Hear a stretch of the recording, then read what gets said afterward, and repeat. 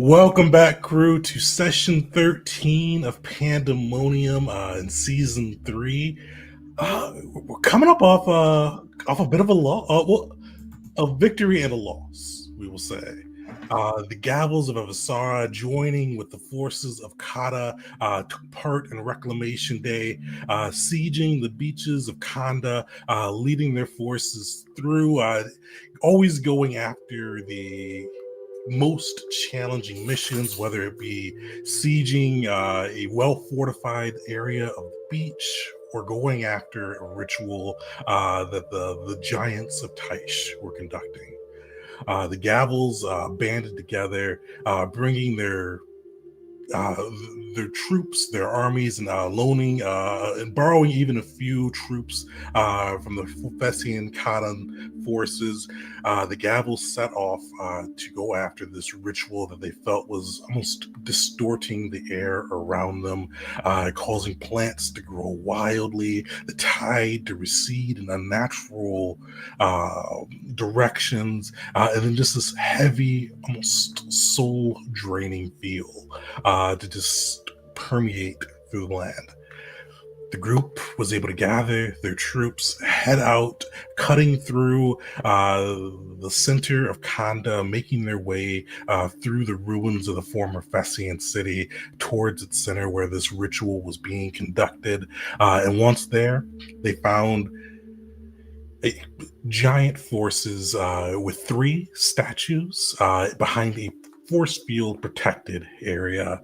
A golden phoenix dedicated to the lost god Ise, a Ison structure dedicated to Y, the goddess of sea, as well as a tree growing these bulbous blue plants dedicated to Hera, the goddess of nature. In its midst, a shaman looking to enact the ritual.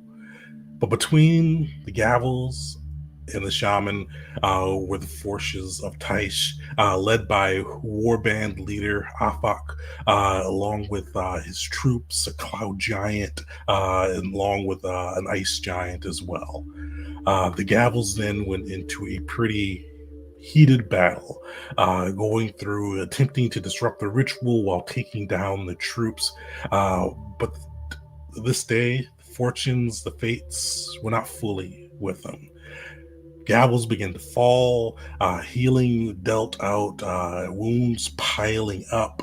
But eventually, they were able to take down the force field protecting the ritual, and with a few well placed arrows, take down the shaman. With the group then deciding that now was the time to retreat. But as the group tried to pull back, troops were slain by first the cloud giant, then the warband leader, taking out the fearless phalanx that had been following Agnijit, the cloud giant decimating the Khadan forces that protected Will and Wisteria, and even ending the life of the Red Musketeers or the Red Arquebus line that Crash had trained. But eventually, the group got close to the edge where they could be able to retreat. Uh, but a well placed blow from an ice giant felled Agni Jirabe of Clan Abe, taking him down, but giving him the chance to make sure that the rest of the Gavels survived. Utilizing his last heroic moments to push or heal and push Crash out of the battlefield, and ensuring that both the ritual was stopped, the rest of the Gavels were saved before he breathed his last.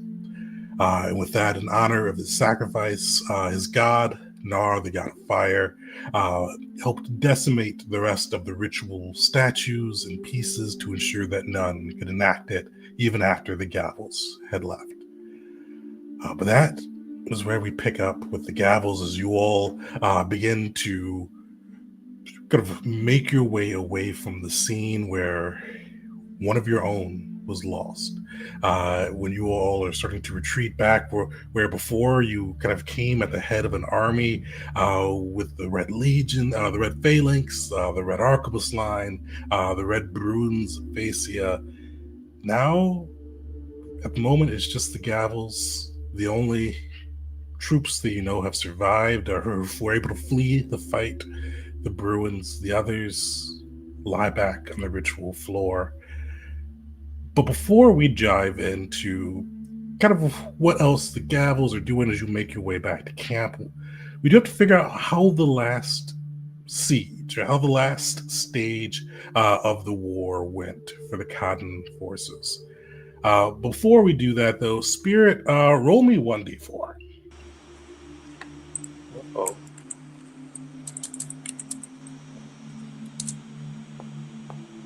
Okay. Good one there. So you guys gain 4 rerolls for this kind of the last military check based off of you all being able to stop the ritual from being enacted at a heavy price, but were able to succeed in your task, gaining an advantage for the Katan army. So with this, we are going to kind of do the last roll for Reclamation Day to see how, if the Khan forces are able to advance past the beaches of Kanda and take the ruins, pushing the giants out of this area, or if they'll have to fortify the beaches and hole up there in preparation for the next big push. So you guys should have, I think, 9 rerolls with this 4 that you've gotten. This will be 12d10 versus 12d10. I'm going to roll my 12d10, and it'll kind of do a little bit of narration of how the troops are going, but you guys can break off and see however you all want to roll it. If you want to break it up into pieces or have somebody roll it all, it is up to you guys. But you will have this to beat. Oops, I rolled d12s. There we go.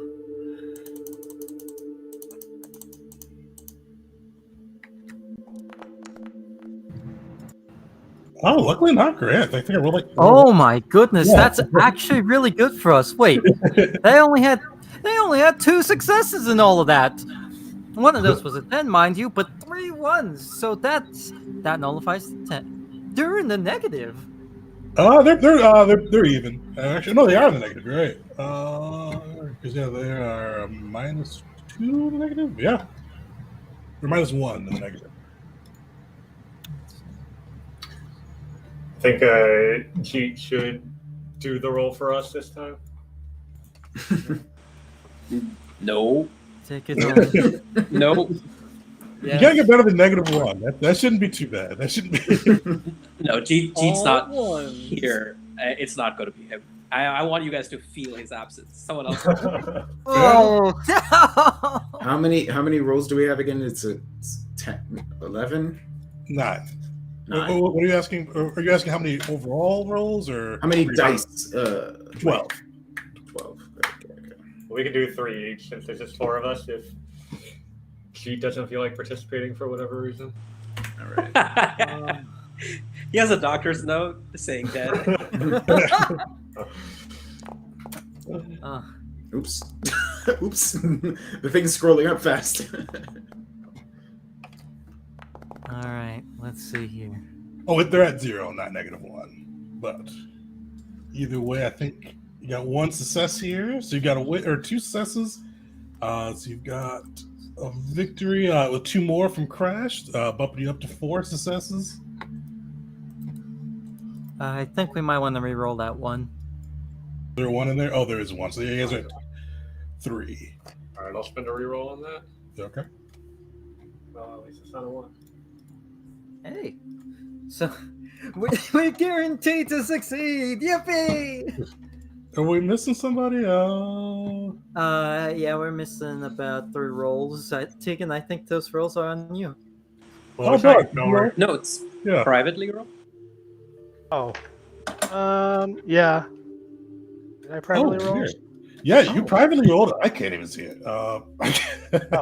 Okay, I've I got a not seen 2. it before. I got a 2, 7, and 2 for a total of 11. I don't know if you want me to re-roll or what. Oh, we will take that 7. Yeah, I did a self roll. Sorry.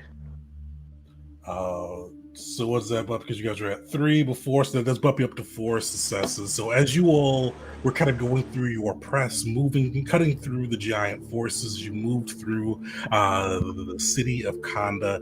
The rest of the Khan forces were energized.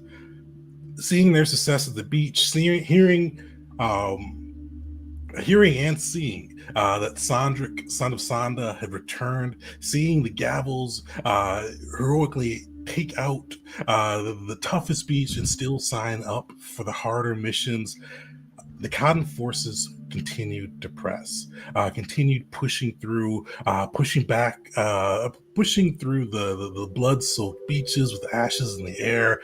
Phalanx is moving forward, continuously just hammering at the giants, utilizing squad tactics and magics and everything they can to push back against Taish, its monsters, its giants, and eventually they are able to push not just through the beach, but through the ruined streets of Kanda, moving through the broken fields, and eventually pushing out the giant forces. The nice thing with this as well, since you guys won by 4-0 on this one, the forces of Taish are going to lose a quarter of their strength. So you see as the warriors of Kata push through, giant after giant begins to fall. Some of their monstrous siege weapons and creatures begin to be peppered with arrows and magic blasts, finally succumbing to the wrath of the Khans. And while it's a painful day, it is a victory. Because as time goes on, as the Gavels begin to make their trek back after dealing with the ritual, they see hanging high in the sky the Khan flag over the city of Kanda. They start to see, as you get closer to the beaches, you start to see reservist troops from the Khan setting up barricades, setting up tents, kind of starting to build the structure of a war camp, as you guys have secured both the beaches and ruins of Kanda. As you guys walk back, I know there was a pretty rough vibe from the group to the immediate, but it's probably about an hour's walk to get closer to the war camp or to the beach area where everything's stationed. How are the Gavels doing? What's going through everyone's minds?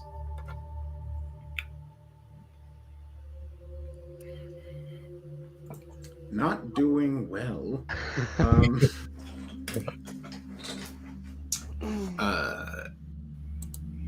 I mentioned before, I think, Will is clearly has a concussion and is acting a little weird. I think over the course of the time, he probably eventually would sort of realize that something's wrong. I'm going to use a first rank heal on myself just because, just to. There you go.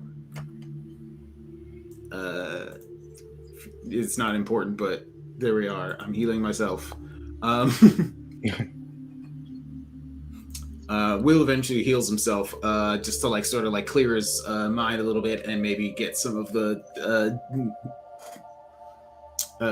make himself look a little more presentable as we return, because now he's thinking about the image and the story we're going to tell when we get back. And so he's immediately trying to he's trying to formulate he's being pretty quiet, I think, on the way back, because he's in his head trying to formulate how are we going to tell the story of what happened here? How can we get this to be our sort of how can we make this the best possible scenario for ourselves? Okay. Belric is quiet and solemn and almost just in shock and disbelief on the entire walk. So Wisteria had some accusations and anger, and I think a lot of it was just out of this happening right away. But regardless, after that, he kind of started looking inward and what else should I have done? How could I have done things differently? And that's the only thing It's just eating him up this entire walk. So like the war, the results, nothing else really matters right now to him. It's just like how could we have avoided this tragedy? Yeah, and it's thoughts about Jeet. Yeah.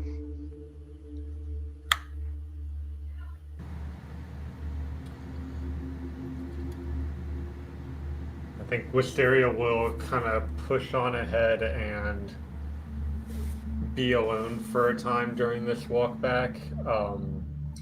She's thinking about how Jeet is the one, because she's her cousin, the one family member that actually cared for her and her interests. She's thinking about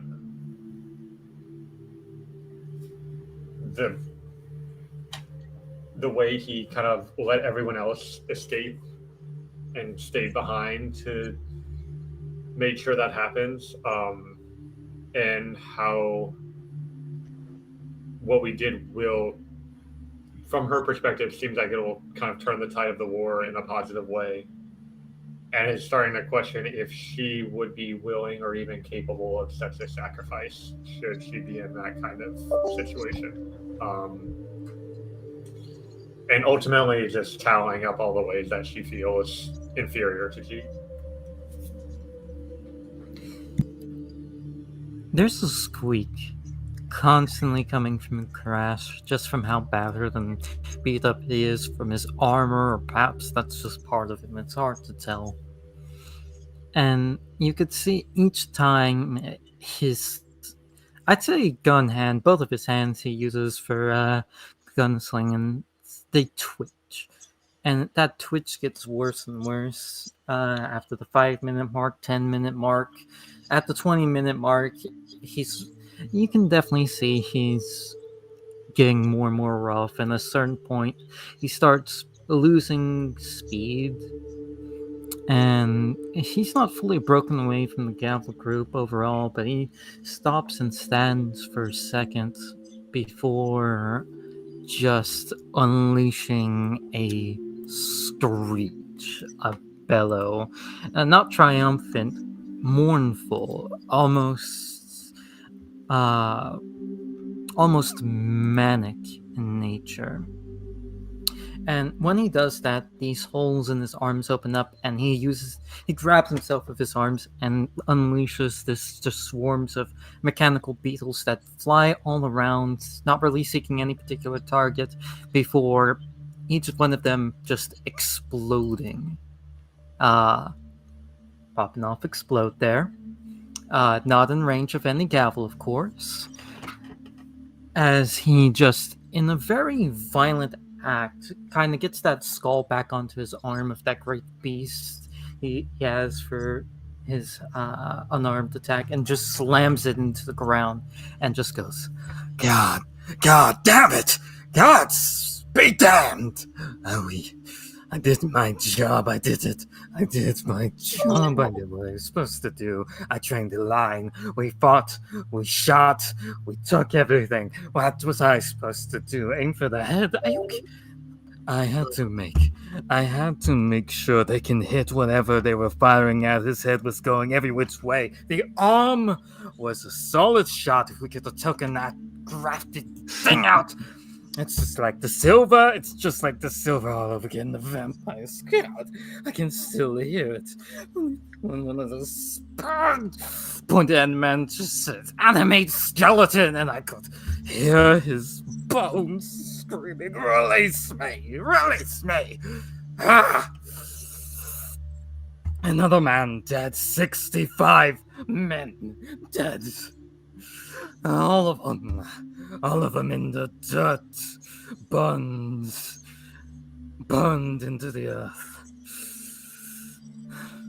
We didn't even take them down with us. We didn't even take them down. Limping like dogs.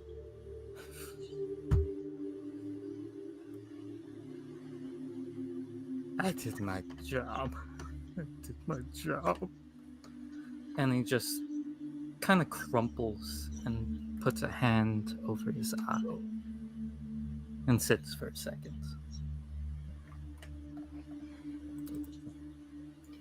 And that second, though, is interrupted at some point before anyone tries to approach him with one last kind of wail, kind of almost pseudo explosion, as instead of beetles, it's these mosquito like swarm that goes out and just takes out anything it can, rocks, worms, grass, anything just around him, before he just goes silent again, just holding his face.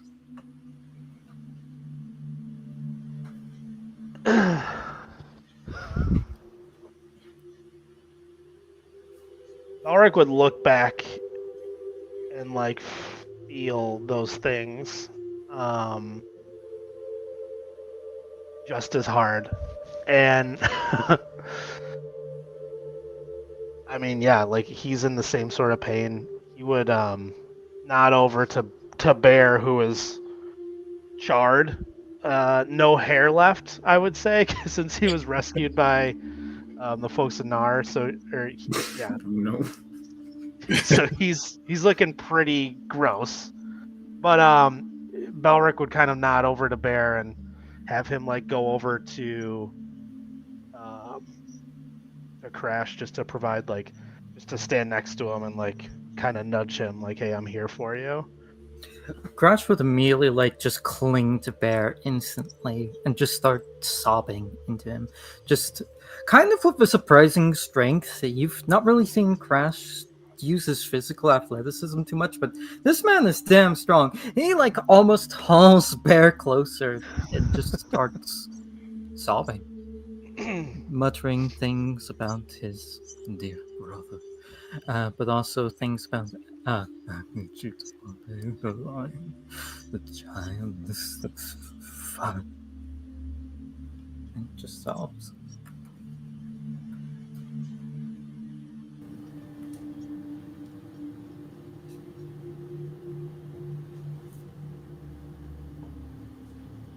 Perfect. Well, as you all, Bear kind of gets crashed back on his feet and nudges him along, you guys are able to make the rest of the trek back near the war camp.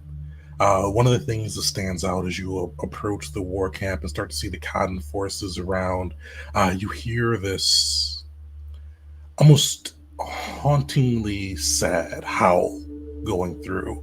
It's almost a mix between a roar and a howl. Belric, you're able to tell for sure that this is coming from a large animal. It sounds like a cat, but it's almost has that same tangy howl that would come from a wolf.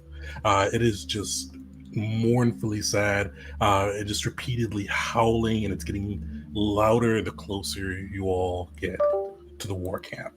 Almost steady intervals. You hear it just kind of silence broken by this just howl and silence again.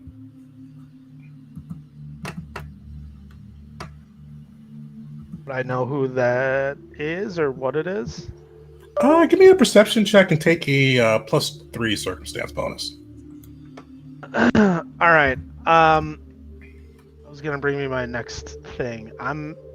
I tried importing my character and I'm at like a level 1 right now with 33 health. So I'm gonna roll at least temporarily out of Path Builder and just paste my stats there. Okay. I just rolled a natural 19 plus 22 plus 3, so 41. Sorry. Oh, no worries. Yeah, so you recognize the cat. You've fought against this cat before. You know it to be Lyra's tiger stripes. Lyra of the Adamantium Renegades. Hmm.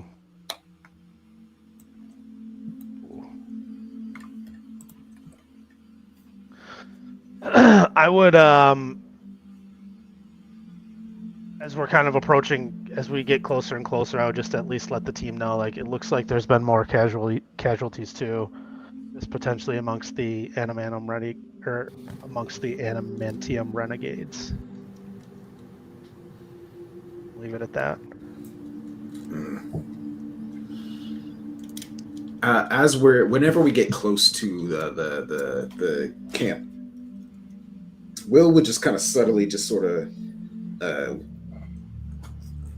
say to everybody, just as we're approaching, before we get in earshot of anybody else, just Will is just going to say, "All right, y'all, remember, this is another part of the fight right here, what we're about to do."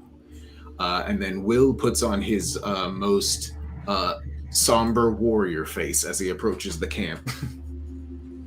I'm tired.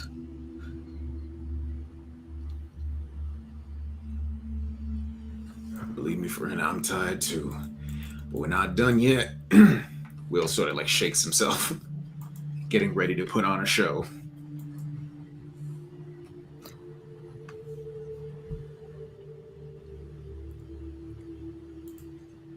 Yeah, Belric would do his best to just try to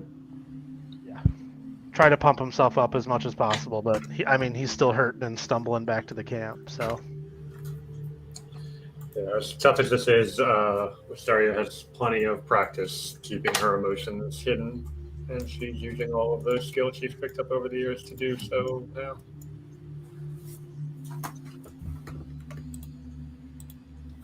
Perfect. As you all make your way into the camp, you see kind of at the edges of the barricaded area, a few things catch your eye.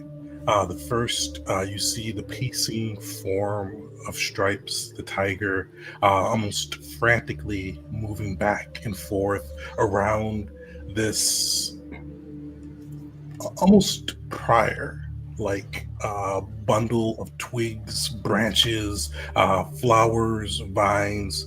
You see standing next to it the adamantium renegade's leader, Arog.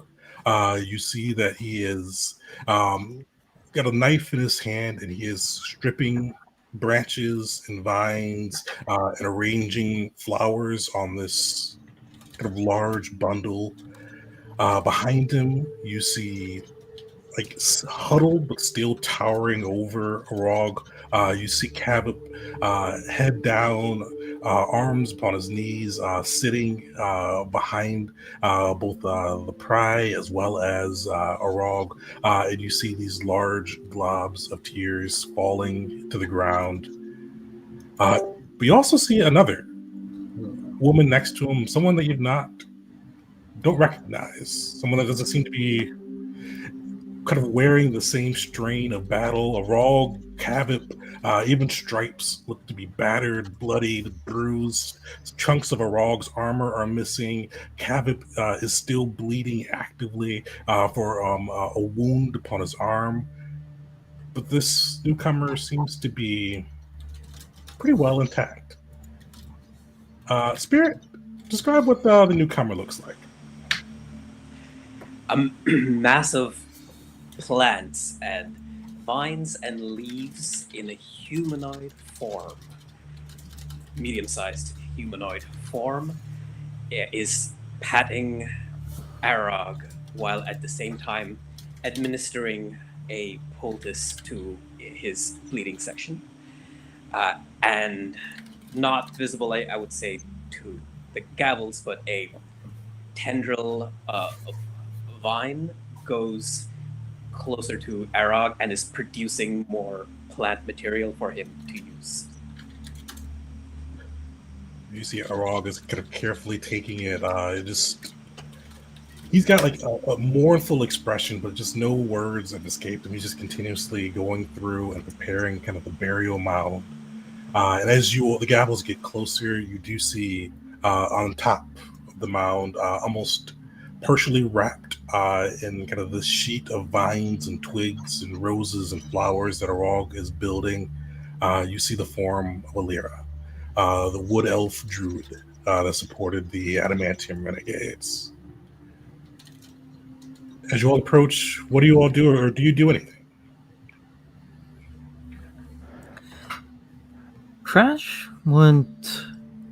Rather than regard the adamantium renegades, he lets them grieve what they will.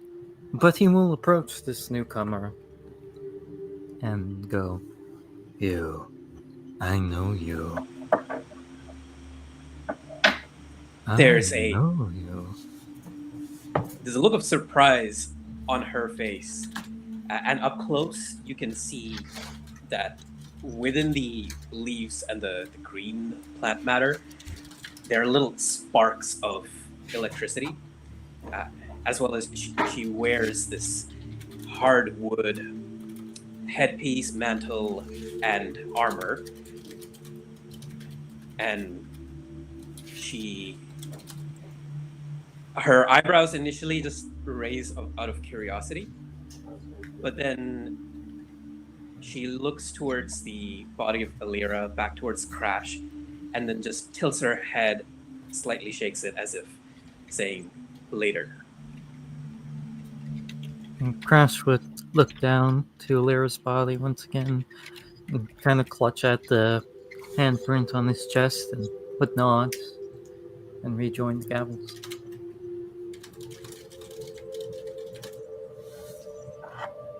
I think we are on our way somewhere, but I think Will would sort of just stop at a sort of respectful distance and just sort of just stand there for a few minutes.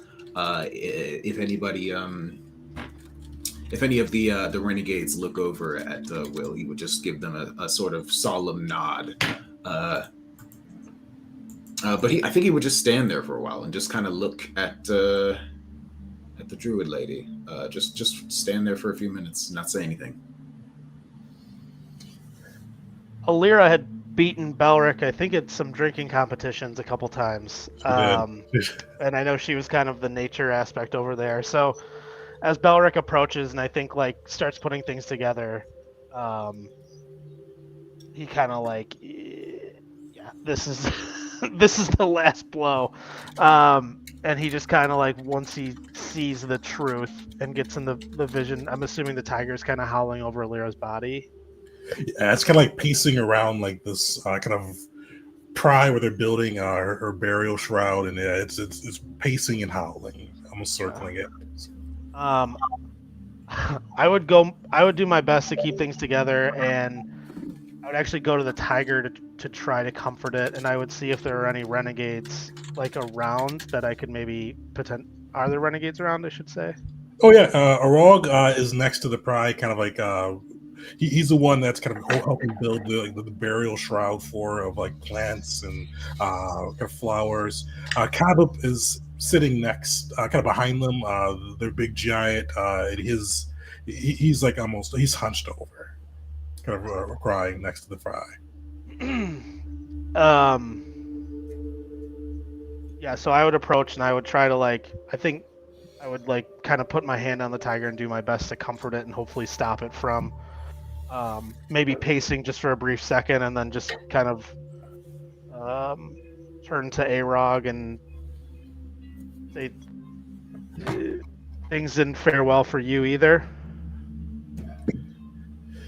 See, Arog kind of shakes his head and like the whole time he's talking to you, he is continually kind of stripping vines, arranging flowers, like he's continuously almost refusing to stop working on different pieces. But he does look up. He goes,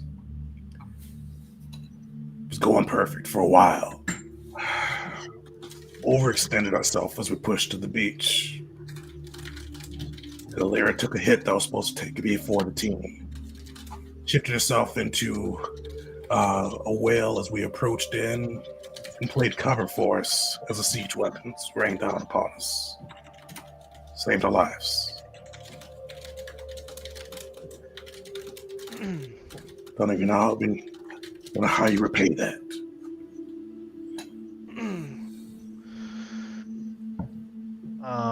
You honor her. He would be kind of like looking at the tiger as he's listening to this, and he'd say like, you honor her and her beliefs, and you live the best life that you could.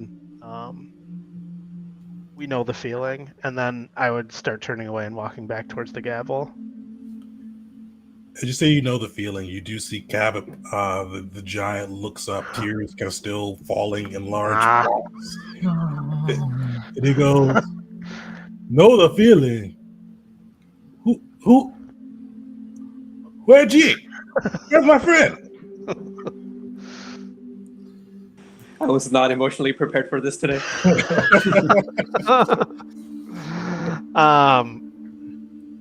Yeah, I mean, I would look up at him and I would just kind of shake my head like, no, he didn't make it, and then I would kind of make like a similar to Alira, he died saving us all.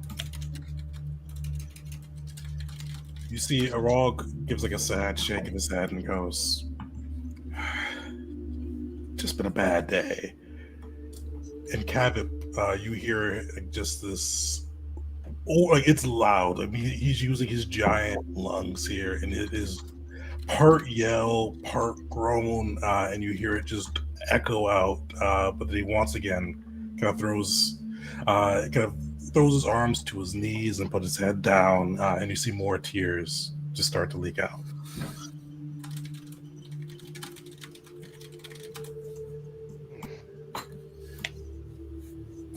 But with that, unless you guys have any other words for the renegades, you are able to continue making your way to the war camp towards your own, towards the balancing act, if you'd like to, unless there's anywhere else you'd want to go first. Nothing I can think of. Definitely towards the Do balancing we have to act. report to somebody? King Andreas was the one leading kind of this end of the charge. You could definitely go report into him if that's what the Gravels choose to do. I think that's what Will would do, but I don't. Didn't he like disappear? Didn't he like teleport away at some point? I can't remember. Like at the end of the last conversation we had with him, didn't he like teleport to somewhere else? I don't know. Oh no, he flew away on a griffin, but he was still he flew back to his troops to continue the push. Okay, so it would make sense for him to be here. Yeah. Okay. I think Will would go report to the King Andreas then. A Crash would be heading towards the balancing act. Before we head up from this area, I think Wisteria would ask this newcomer, I don't recognize you.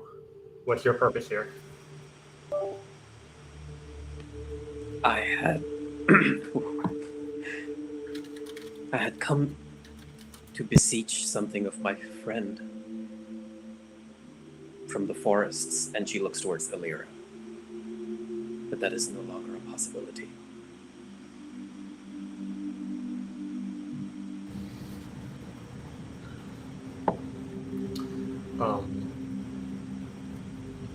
I'm sorry, the timing didn't work out the way you hoped. I'm sorry for your loss as well.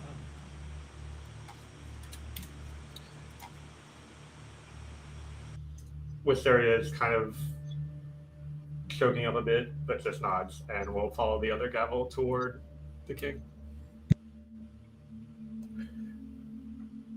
Perfect. As you guys make your way deeper into the war camp towards the center, you see kind of two large tents arrayed, one bearing the purple and gold of Ascenta, and a larger one bearing the blue and gold of Ascenta, and the larger one bearing the purple and gold of Kata.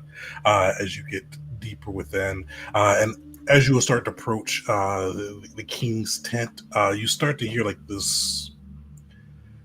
Almost sounds like a blender a bit. You hear the blend, like the chunks of metal grinding upon metal. You smell black, acrid smoke, and can see it staining the sky as you look up. And you see the warship, the war airship, kind of starting to hover over the camp. And eventually you do see kind of flying from it the Talons, the Griffins, along with Baron Lesser Royce, kind of making their way down to the ground. And as he comes out, you do see King Andreas and the Baron kind of all coming out to the center, speaking to each other for a moment, but then looking over at the gavels as well as you approach. And King Andreas, like, smile upon his face, this larger than life character looks at you guys and goes, oh, Gavels, come! I'm starting to tell the Baron of your great deeds. It appears this ritual has not gone off. I assume that is your doing. Tell me of your tell me of your valor. Paige, you there? Bring drinks for the story.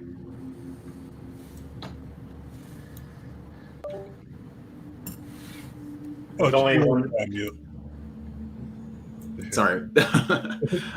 Good King Andres, Lord Royce, we indeed were successful in the mission you sent us upon. We did unfortunately suffer heavy losses in the process, but we have done what you asked. And he gives a bow to both of them. You see the Baron, you hear him grind his teeth, and he looks and goes, "Heavy losses. Tell me more. Who have we lost today?" Well, I don't remember the exact numbers, but Will would list off 65. Well, yeah, he would list like the number from each of the different groups that we lost, and then also he said an addition from the and this is probably the first time he allows himself to show a little bit more emotion, because it's been a sort of like plain just business like recitation so far, but then he says, and from the senior officers, Agnijit Abe also lost his life today. You see the Baron kind of scrunch his face and grind, like you hear the grind of his teeth just kind of like echoing out, and he goes, "You have my deepest condolences. War is never easy, but it's always hard to lose not only a comrade, but a friend.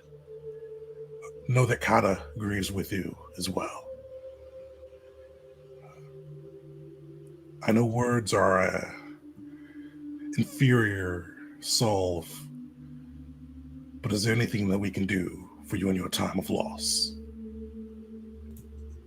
For now, we need nothing more of you, good king and lord. Just time only, I think, for now. And can you remind me, our next goal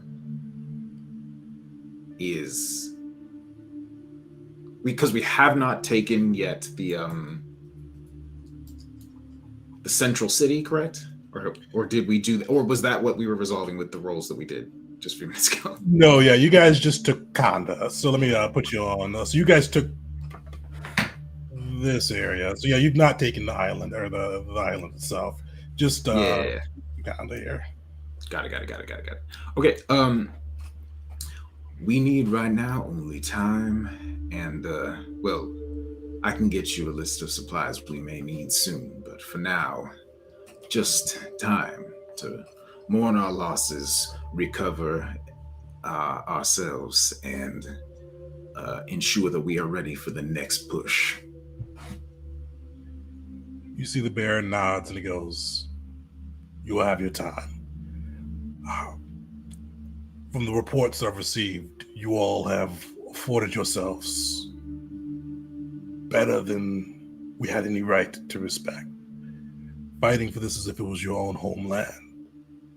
Taking on the most troublesome of tasks. I've said it before, but know that the gratitude of the people of Kata goes with you. Take your time. The prefects tomorrow will be launching a ritual of Crescia to allow us to toast not to the victory, but most importantly, remember the fallen. I know that this grief is still fresh, but I found that remembering the fallen and taking the time not to just remember how they were lost, but to remember how they lived makes it easier. So I hope, the Gavels, you will be able to join us." Indeed, my lord, of course. We will return for the festivities as soon as possible. You see, he nods and goes, "Rest well. Know that I also mourn Abe of Clan Abe as well. He was a true representation of nobility. We will, do not worry of it now, but we will send a reward as well over to your ships. But rest. Tomorrow we celebrate, tomorrow we talk of the future. And you see he gives you, for being the bear and the ruler of this nation, he gives like a fairly deep bow as he looks to the rest of the doing the gavels. I think Will, having gotten the drink and like hasn't even touched it yet because the king was expecting us to stay and chat and have a great time probably. So Will just now gets the drink and says, "To the best of us," and downs the whole thing immediately. You do see Andreas, like he looked like a bit, he looked quite uncomfortable as kind of the tale of Jeet and the grief and all of that. But he does raise his cup and he goes, "Yeah, a good drink. That Agni Jeet, I'm sure Nar will take him into his kingdom. He may have left this world, but that type of sword does not get left in Thanateros. The Agni Jeet, to the gavels, and to Reclamation Day being a success." And you see the king also downs his glass of wine. The Baron lifts it and takes a sip, but you kind of see like he is not one for kind of mirth or celebration. He is almost, you see his eyes scattering around looking at different pieces of the camp and different work that he probably should be doing. But he does kind of wait for the gavels to make the next move. I think one of Will's eyes twitches briefly, but he says, "Of that I have no doubt, good King Andreas."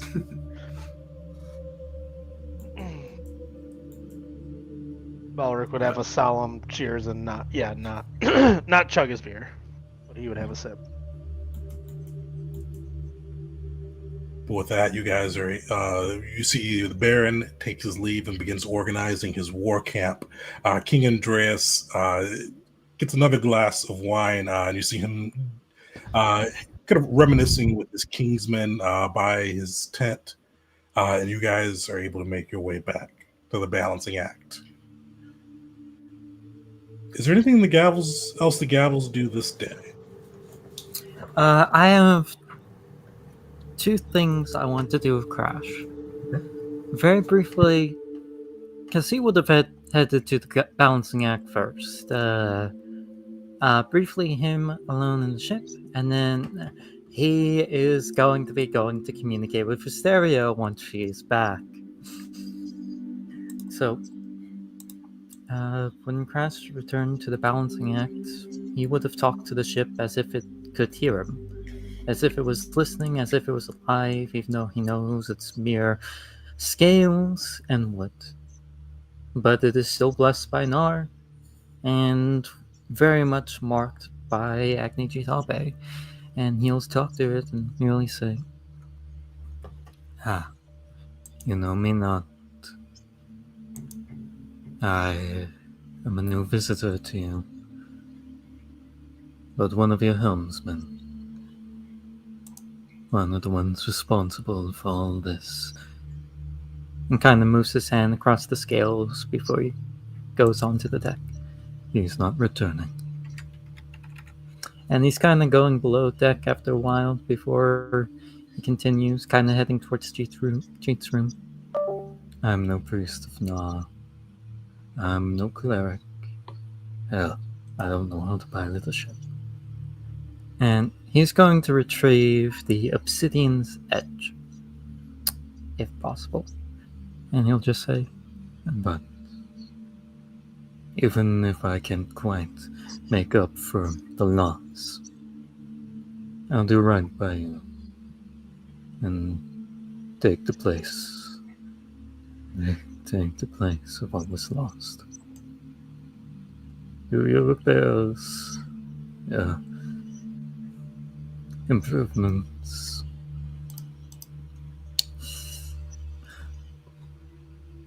Damnable, I'm going to have to learn how to keep up that ritual."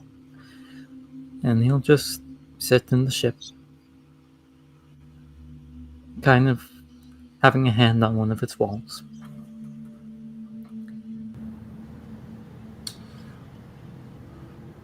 When Wisteria gets to the ship, and if Crash comes looking for her later, this is probably what he'll find her doing.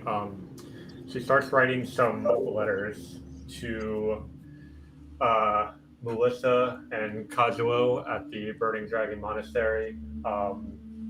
Jeet's parents and sister, although she's suspicious if a letter might even be able to reach his sister. He writes one, or she writes one nonetheless, explaining what happened, the search situation, and how he valiantly gave his life for the people that he was protecting and fighting for.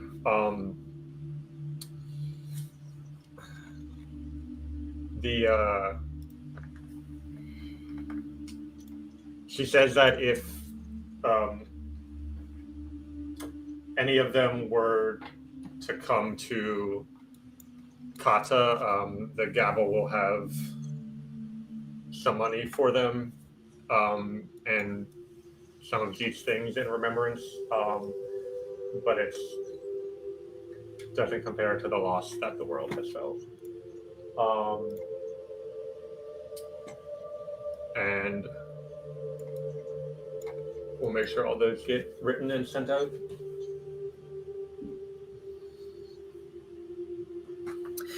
He would approach, at first silent, kind of doing that stride he usually does, and he'll move quicker once he fully catches Wisteria into his vision, and he'll go up to Wisteria and look at her for an uncomfortable amount of time with this one monocular eye. And he's going to take off his helmet to reveal his very scarred face. He has two eyes underneath that do not function, just one in the midst of his forehead, and he'll put the helm down and just continue to look at her. His hand twitches, and he'll just go, "I did my job."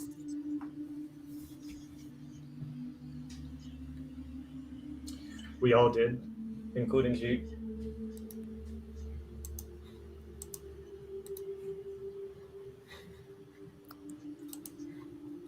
Was there something you needed? I still have a few more letters to write. And then Why? to prepare.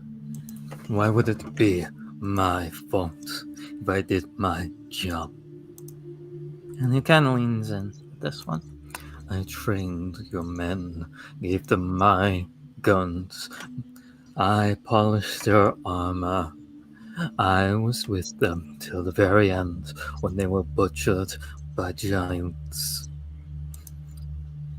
I shot where they would shoot. I ordered them as I was taught.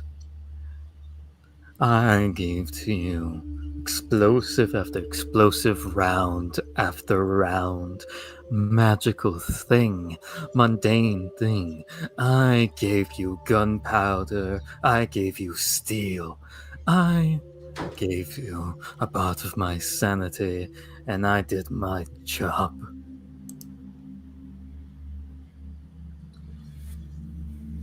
He gave us a purpose. He gave us the fire of Nar. He gave us discipline. He gave us wisdom. And he's not here anymore. But you are. It's not my fault. I don't know how to die right. Let me show you. Let me show you. He will take off one of his arms, removing it from where its prosthesis is and laying it onto the table. I am the son of Silas. I have survived vampire. I've survived dinosaur, wyvern, an arc-infused owlbear. I've survived horrors beyond your comprehension. He'll actually pull up a chair and remove a leg. He'll remove a piece of his chest and then of his back and set it on the table as well. I survived time and time again, often through no effort of my own, brought back from the brink by people who sacrificed themselves time and time again. he'll set his other leg on the table. You see him reach for his remaining arm, but think better of it. And he looks to you, and he puts down from inside himself a spider. Then this mechanical spider. Then this mechanical centipede thing from his back. Then a few of those beetles you saw before. They scramble, and it goes, "It's not my fault. I live, and others die. I did my job. I couldn't save him, but he saved me. It's not my fault. I live, time and time again. Why is that on me?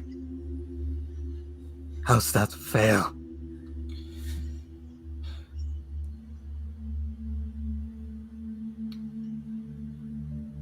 Ever since it happened, I've been searching for an answer of what we could have done differently.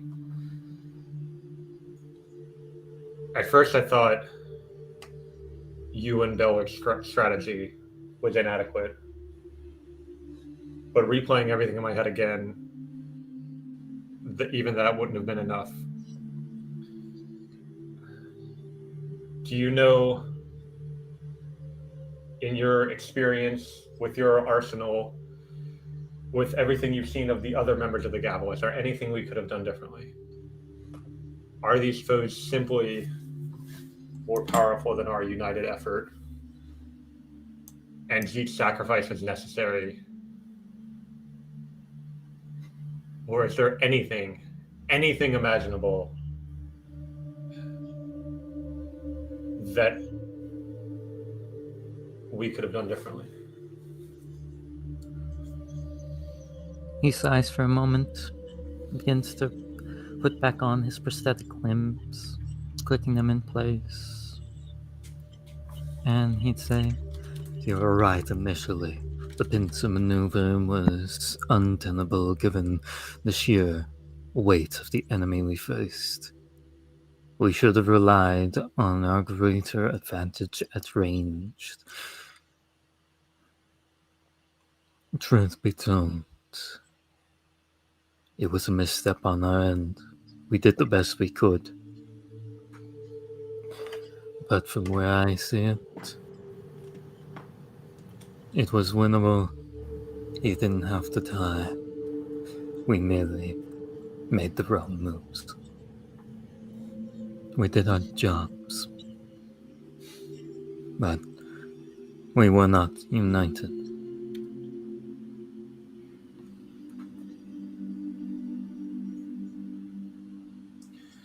And now our best chance of truly being united is gone. What are we going to do without him? The Gavel was his idea. Like, this can't exist beyond him. Like, it's just going to fall apart in days. Your Gavel is far greater than you give it credit. You lost many men, many good men. But at the end of the day, there are many more still a part of it. They'll carry on his memory, his legacy, but you damn well not give up on it just because he fell. What you do, it's what any mercenary band does. When they lose such an anchor point, you find another. You fill in the gaps until you find something that works. I'm not saying I'm as good as he, but I feel a similar skill set in terms of warfare knowledge, arsenal, and my ability to make weapons, arms, armaments, as well as my capabilities in accounting and in supplies. For now, if need be, I'll take the place of the quartermaster until we find someone more suited. But we need to start recruiting again. Figure out what the gavels are.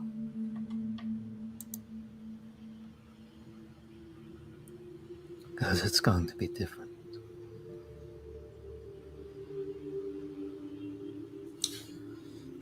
Fuck! And just out of the blue after giving that is a very, again, violent outburst from him as he would take his arm and just slam it through the table where all the letters were, just shattering it.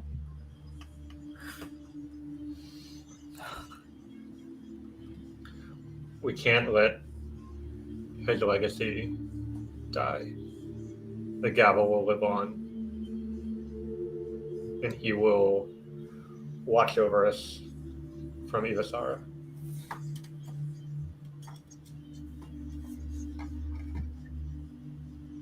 I'm sorry for my outburst.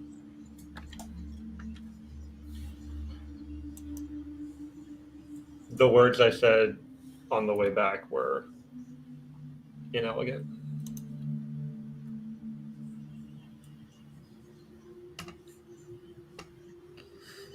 So continuing the gavel then.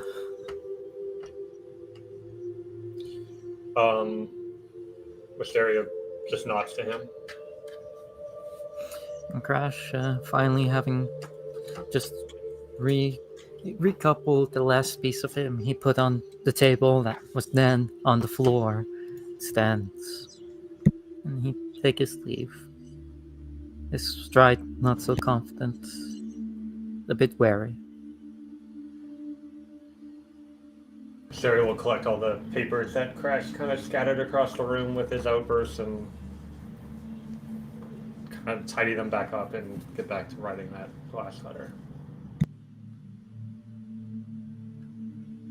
Well, Barak, anything that you all do as you kind of get back to the home of the balancing act?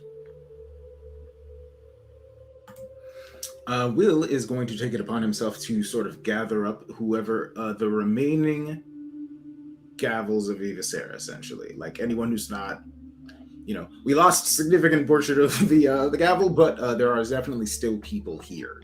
Probably just gather as many as he can on the deck and just talk to them about, tell them what happened.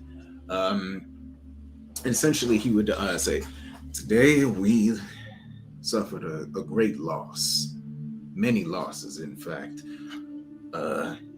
What we see here right now is all that remains of the gavel of Ivasara, minus, the officers are below decks being busy with who knows what.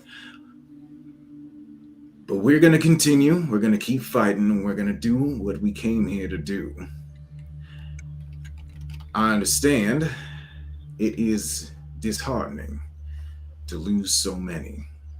Words cannot begin to describe what we've lost today, but today we have taken back Kata.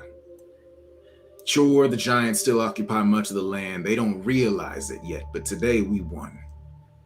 All right? All that's left is to finish the job, and that's what we're going to do. All right?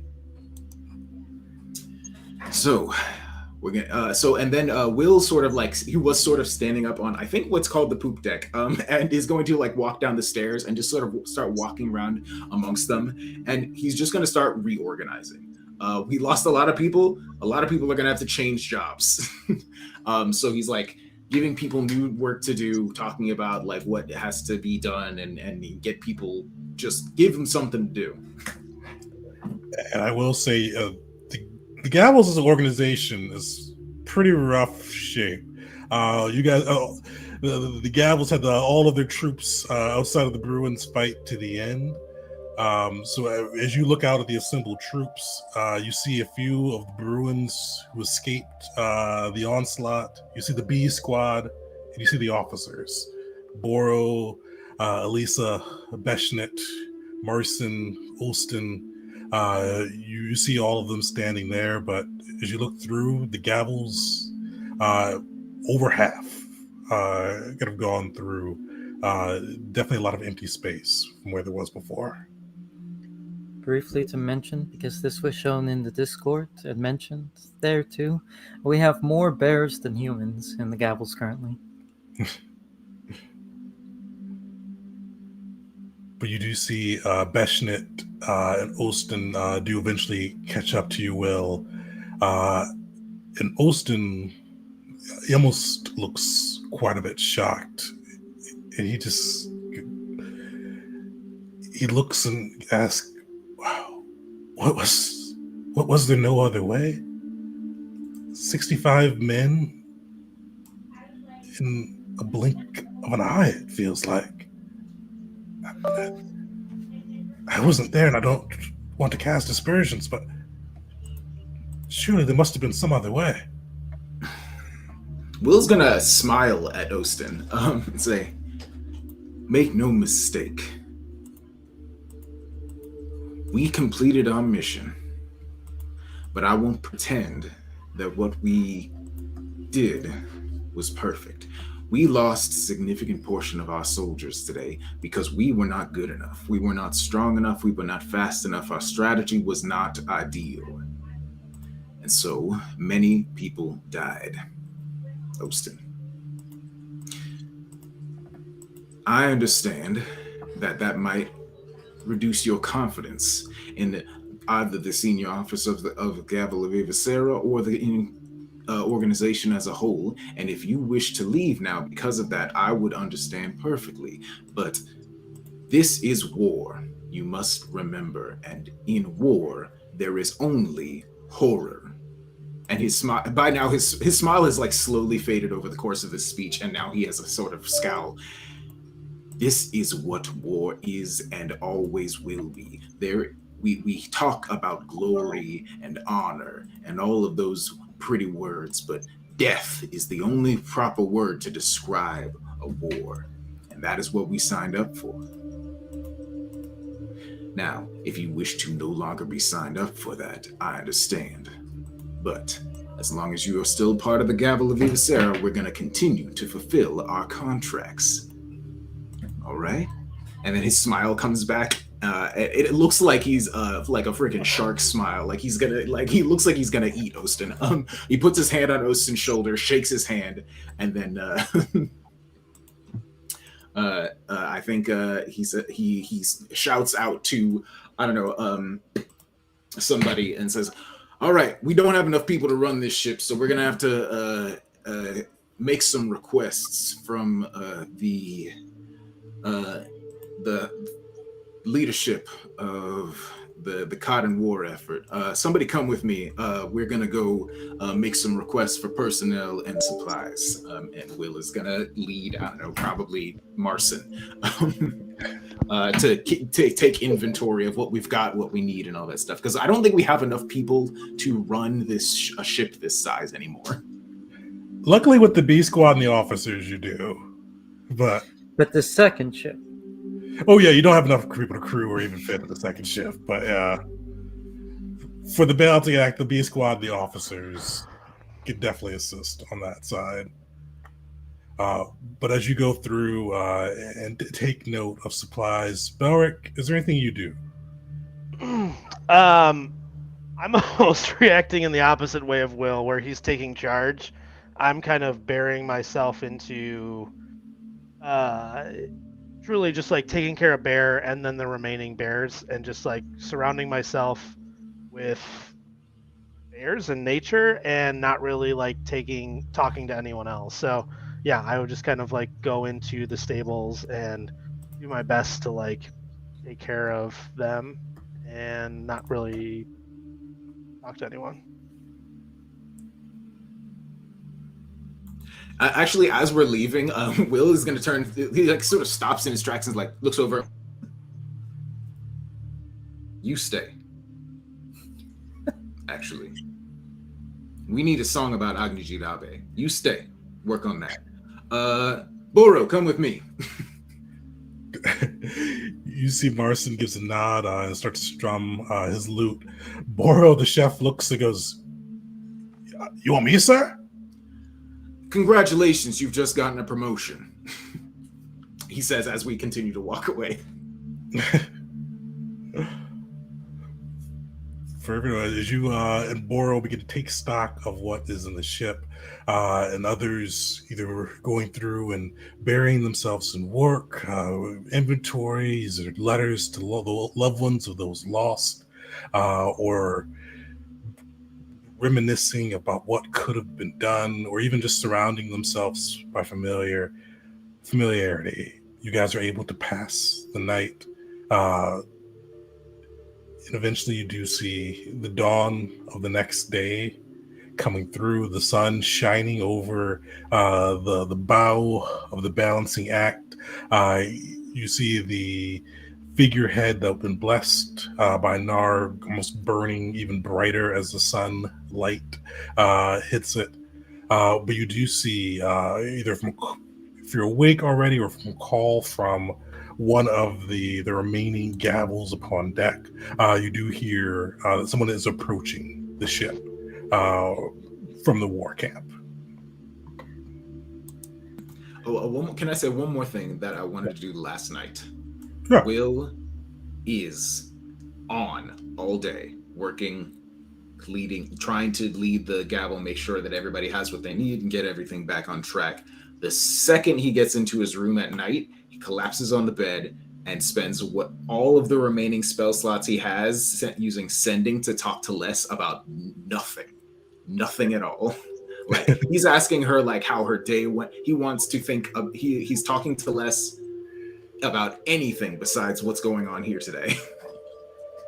And as you converse with Bless, especially, she almost sidesteps how her day went as well. You almost get a similar feel that you're just enjoying talking to somebody about the things that are not, almost small talking, almost not the big issues, not the big pieces. You see that she's just enjoying a pleasant conversation, while avoiding how your day is going, what you've been doing, type of thing, but just pleasantly enjoying hearing from an old friend.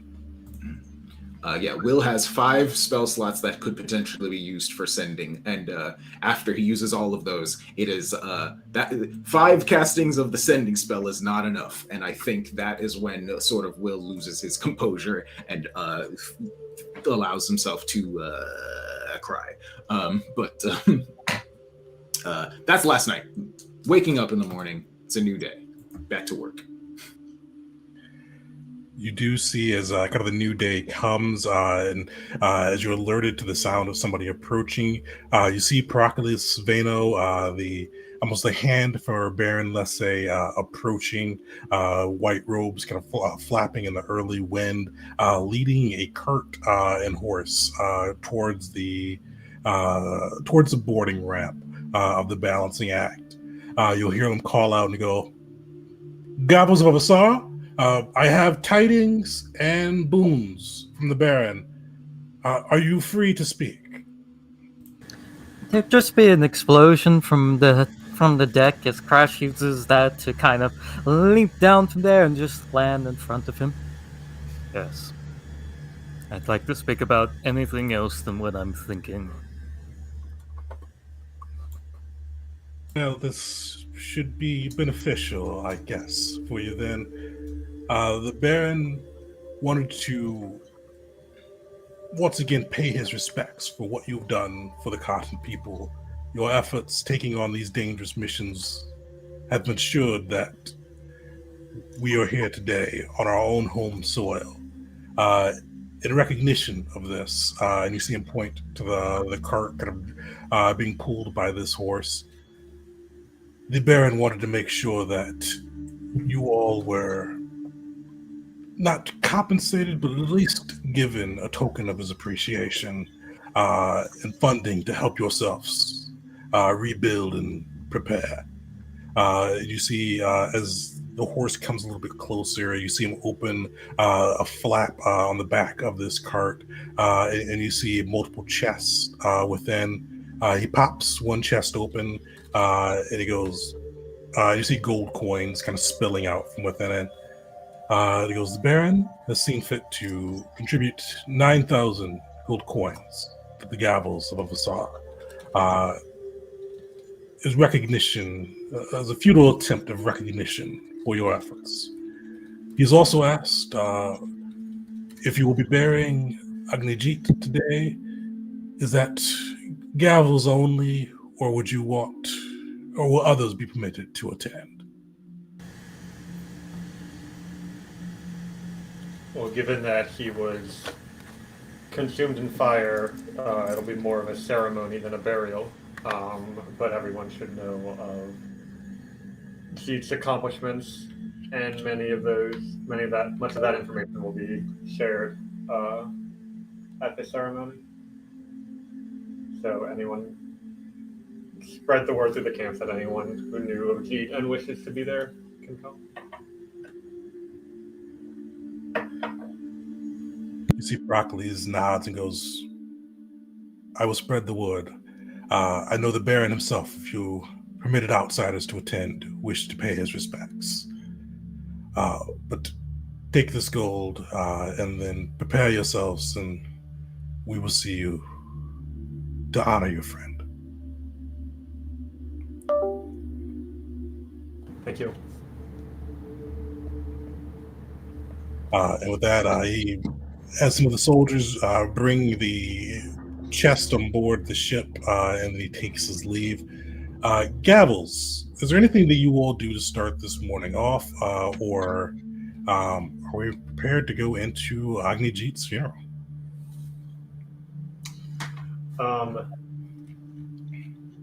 So we want to split up the 9,000 gold 5 ways, understanding that we're probably going to get a new senior officer pretty soon who deserves some spending money, or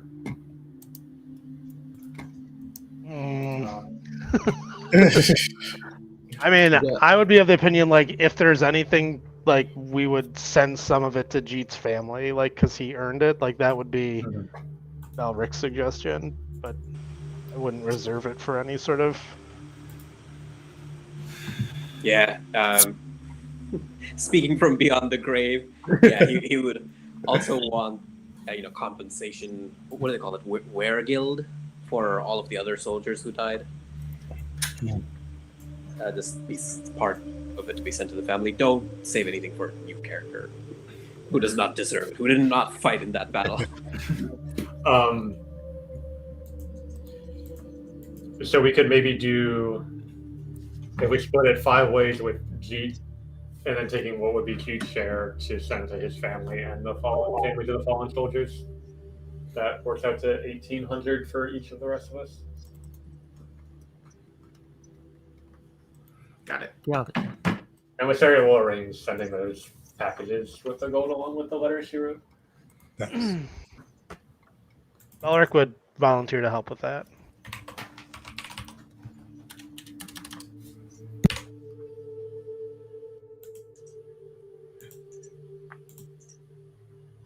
But as the chests are unloaded, as you guys go about sending the packages and letters to those who have been lost, you do see kind of the remaining Gavels kind of going through and doing the daily task.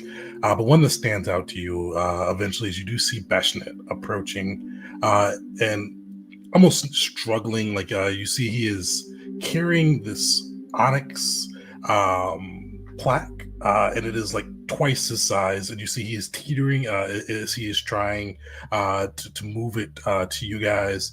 But he does eventually kind of set this big plaque down in the middle of the deck in front of the Gavel's officers, and you hear him go, kind of almost rubbing his eyes, and he goes, Gavels, couldn't sleep. I had to do something. He's the one. He least irritated me out of all of you all. He seemed to follow most, if not all, of the rules. I did this, and you see he points. He flips over this onyx, like big placard, and you see names on board of it. You see kind of written almost in this reddish orange hue, almost like a flame. You see Agni Didabe, but you also see near the top of the list, Grayson, the first of the Gavels to fall. You see the individual names of those who served on the red phalanx, the arquebus line. But you see at the top, Gavels, gone, but never forgotten, as he brings out this immemorial plaque.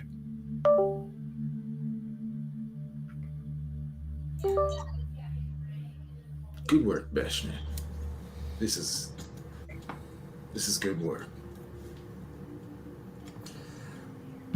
Maybe we can install it in the ship as part of the still flaming bow, so that we all remember that they are in the halls of Nar now. Every time we set sail. You see Beshnet nods. He goes, I think that could be nice.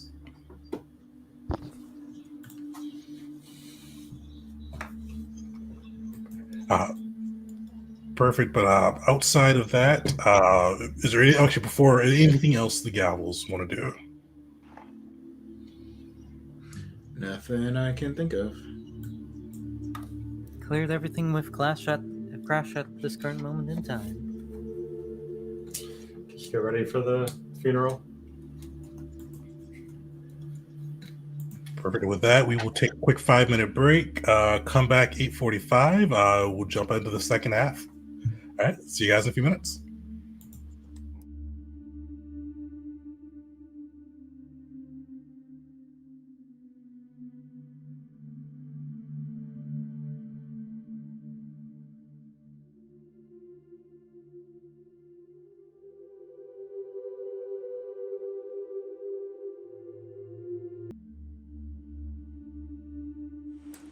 Welcome back, everyone, to session 13 of the Gavels, as they are going through the aftermath of Reclamation Day.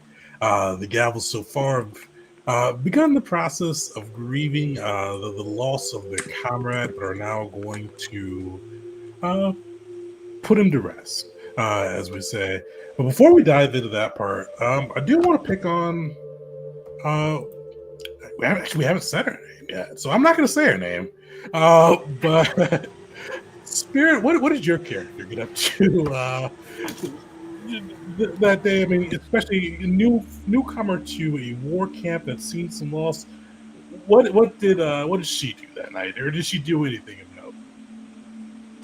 Yeah, I mean, now that she's here, she has joined the group that she's come here to join, and she will spend the evening, grieving with that group, putting the dead to rest, and just consoling everyone. So this is Kavith, Arag, and the rest of the renegades. Because Tegan said I had to make a new character. He didn't say it had to be for the Gavels. So yeah, Spirit's going to be playing a whole separate game from the rest of us. Yeah, we're trying a new thing now. Meanwhile, with the renegades. So,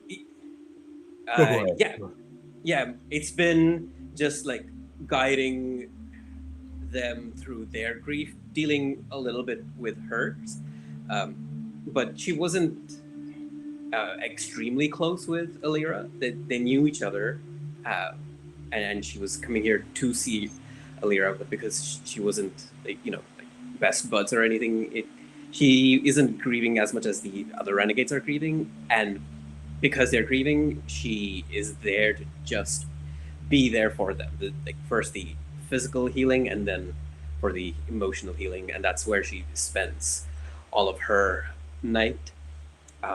There is at one point where she goes to those who have come with her, and she guides them towards a part of the beach where the soil is extra fertile, and lets them stay there, lets everyone know to not disturb them, and then she'll go back to the renegades. And then the next day, she's just looking, assessing, trying to figure out what to do next. She hasn't told Arag everything that she would have told Alira. And the renegades, they all react a bit different. Kavip definitely appreciates your presence. Probably almost unloads on you with a long diatribe of his own thoughts and feelings about everything. Arag, as you go through the night, he's barely stopped moving. He's like he went to build a funeral pile, then he went to go check on his troops, and then he's just been moving the whole day. And the others are kind of just grieving in their own way, but appreciative of your presence as you kind of go through and help patch their wounds and provide like almost not objective, but like not unaffected. Someone who's not completely grieving perspective to speak to throughout the day.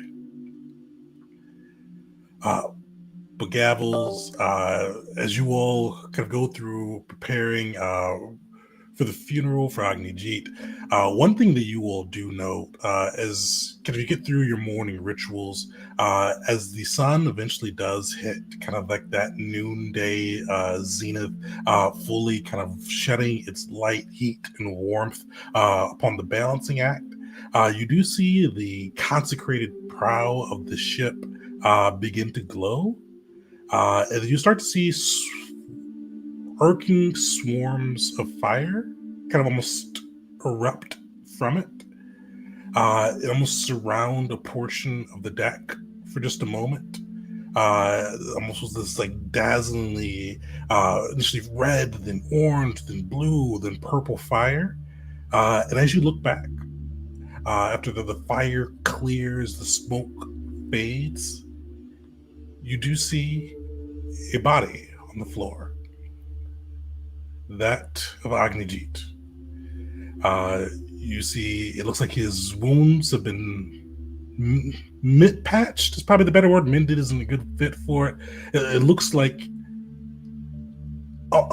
he's been prepared. You don't see the gashes, the burns, all the things that had been on him before. It looks like him on his best day. As you see the body laid before you, along with his armor and gear, everything you see except that he had with the moment he died, except his naginata.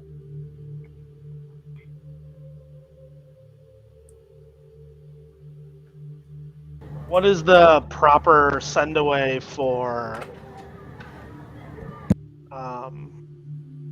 someone under Nar? Is it like burning, I'm assuming?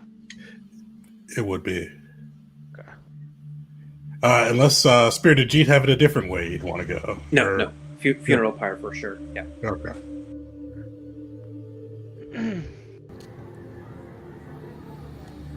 Having seeing that Belric would, because I'm assuming the funeral before, we wouldn't have any sort of pyre, or maybe we would. Mysteria, are you in charge of that?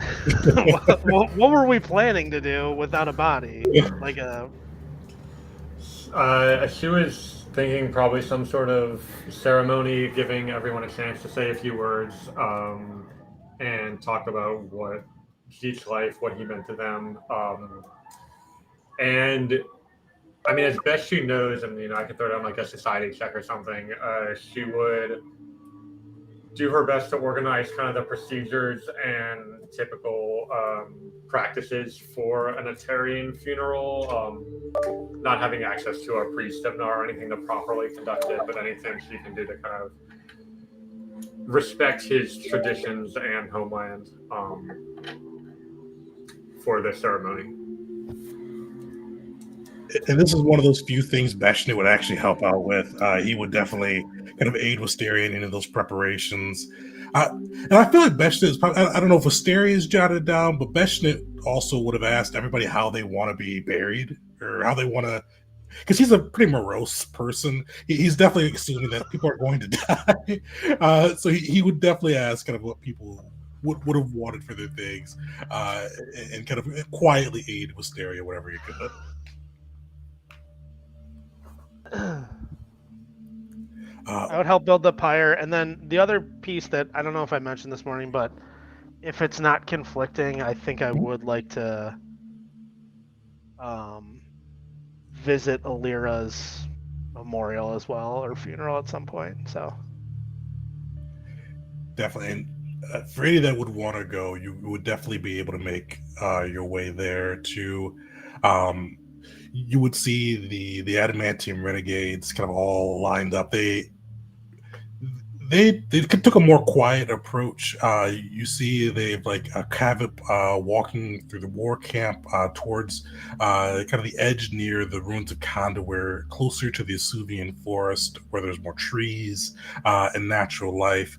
You see Kavip holding Alira's body, which is almost wrapped in a shroud of flowers and vines. This natural, almost coffin. And you see the rest of the renegades following through. They would definitely, if they saw you coming, they would invite any of you that wanted to come through.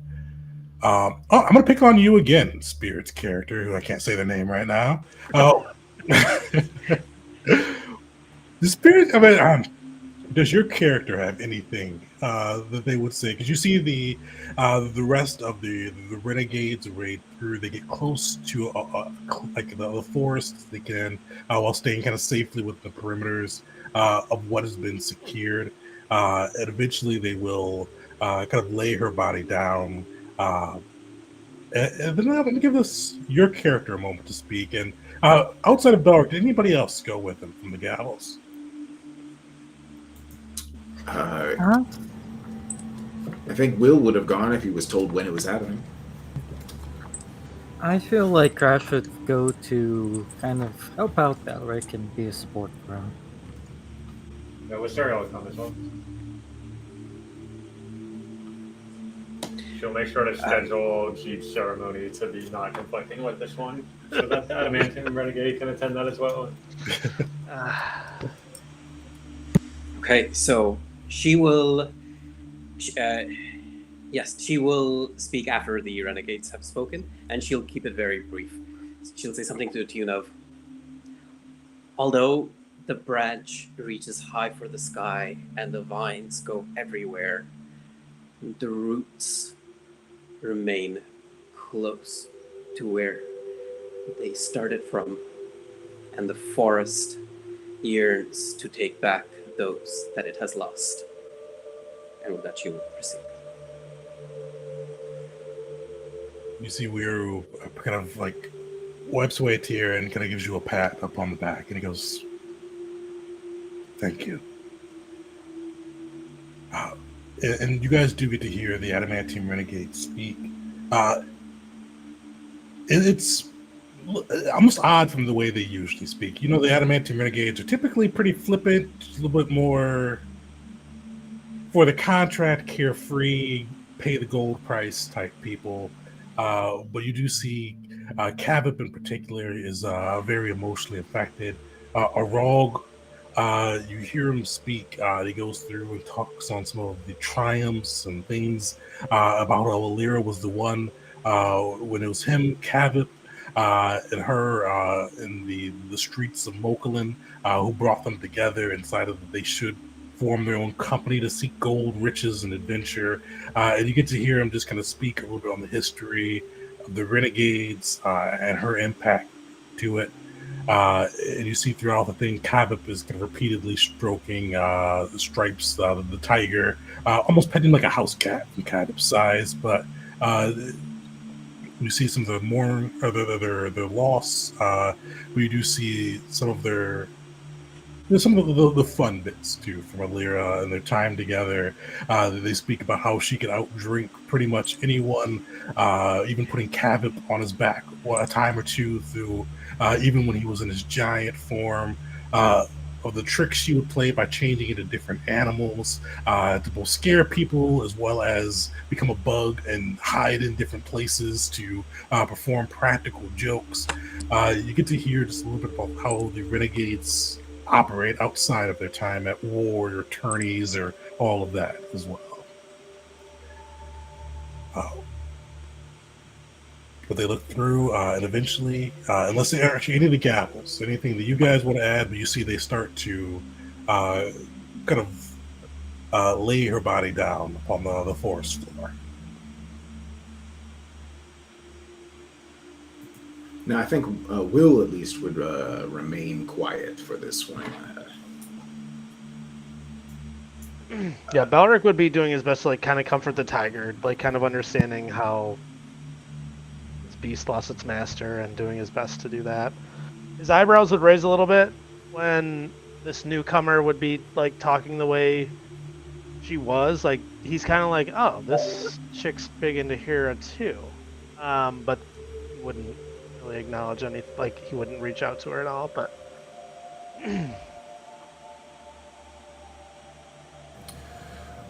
Wisteria would go and place this by her body, which is something I've had in my inventory since like session 3. And I feel like it's pretty appropriate here.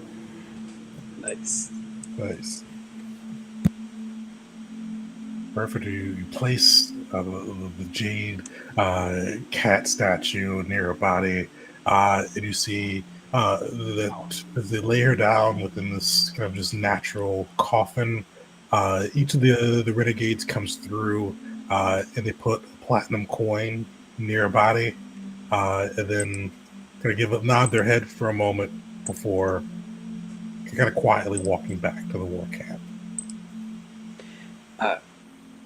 This time, though, as they leave, I will go to Bear and Belric. Just very slowly, not directly, just approach at a distance and then make a flower just grow. Okay, take it out and then approach and ask Bear, may I place this upon you?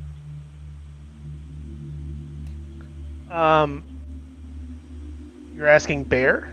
Bear, yes. Yeah. Belric would turn without like just kind of watching this, and then Bear would kind of just like put his head under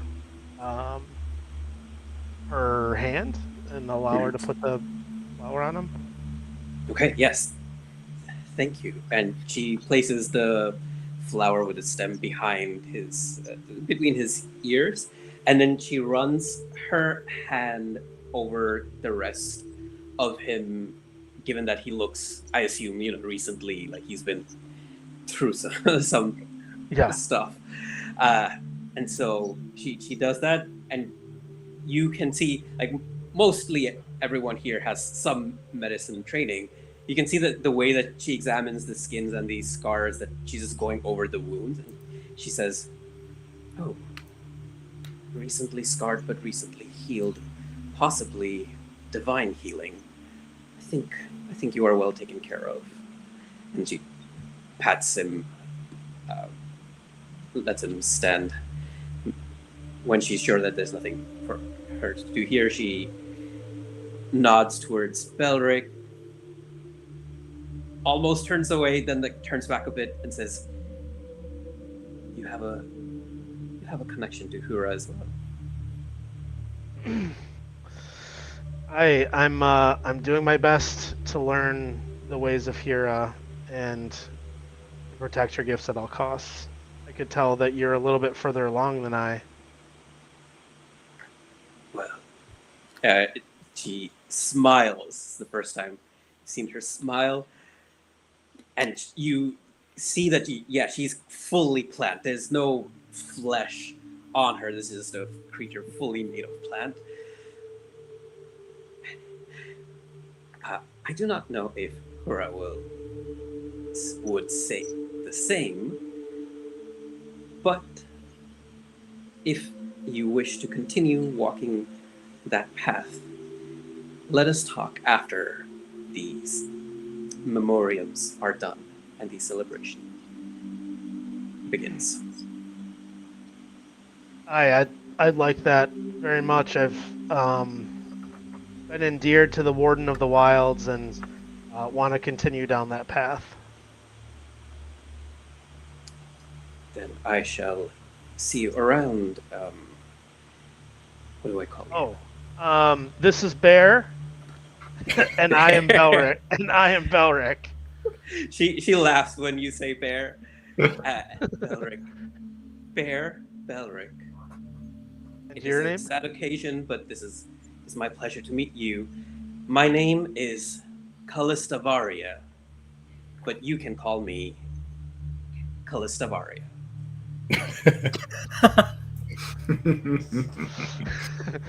Balric would smirk and give her a nod and start heading back towards kind of the way towards the Jeet's funeral. Yeah, she splits off and goes towards where the renegades went. Eventually, I assume with Kavip she'll come back to the funeral. If anyone, Real fast. Yeah. Yes. Yes. Since Crash was next to Belric, as Belric's heading back to the funeral, he'll just look down and say, "Belric, do you have any idea who that was?" All I know is that she's a follower of Hera and she's further along than I. She's legendary. She took down a oak factory with a legion of plants, calling down lightning from the sky, turned all of them mad. Damn well turned it into a place for Hera's own. Balric would be like very intrigued. But then he would be like a little bit conceited and be like, "Well, I've taken down an arc factory and I did so with the flaming arrow. Did you hear of me too before coming here?" That'll be the Yes, dialogue actually. as they start getting back. And Crash just being like, "Yes, actually, I heard it from yeah. and so and so and so." I also just want to say that as she was leaving, and like there's this mantle around her from which there's some vines hanging out. She's like plays a little bit with one of the vines, and those of you who are master in perception, you hear her mutter when she thinks she's out of earshot. I don't know what the papers were saying. There was no sign of Shinzo Z among them. Crash, master in perception, would mention that to Belric. I think Barrett's also a master in perception too. Oh, the Just two be bickering on the way back. I'm like, this guy before you. Let me tell you what, Mockery. Giving us a I bad heard name. of the Mutt of Cardinia, yeah.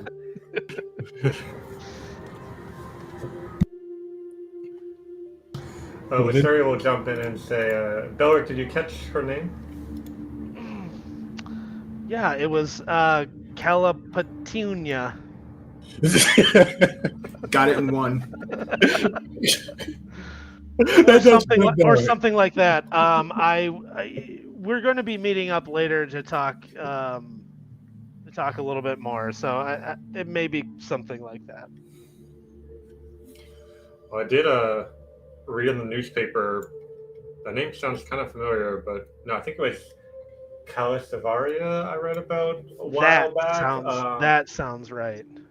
Oh, I thought it might have been a sister or something, but that's the person that I'm thinking of. Newspaper said that her lightning magic destroyed a portion of Hira's preserves. So she may have a lot of natural magic, but watch out. Destroying Hira's preserves? Pine trees only ever propagates through being burned. It doesn't surprise me that perhaps a wildfire needed to be called down. It's something that stuck in my memory because I don't really hear a lot about what goes on in the preserves, so it was really interesting to get a little insight into what's going on there, but certainly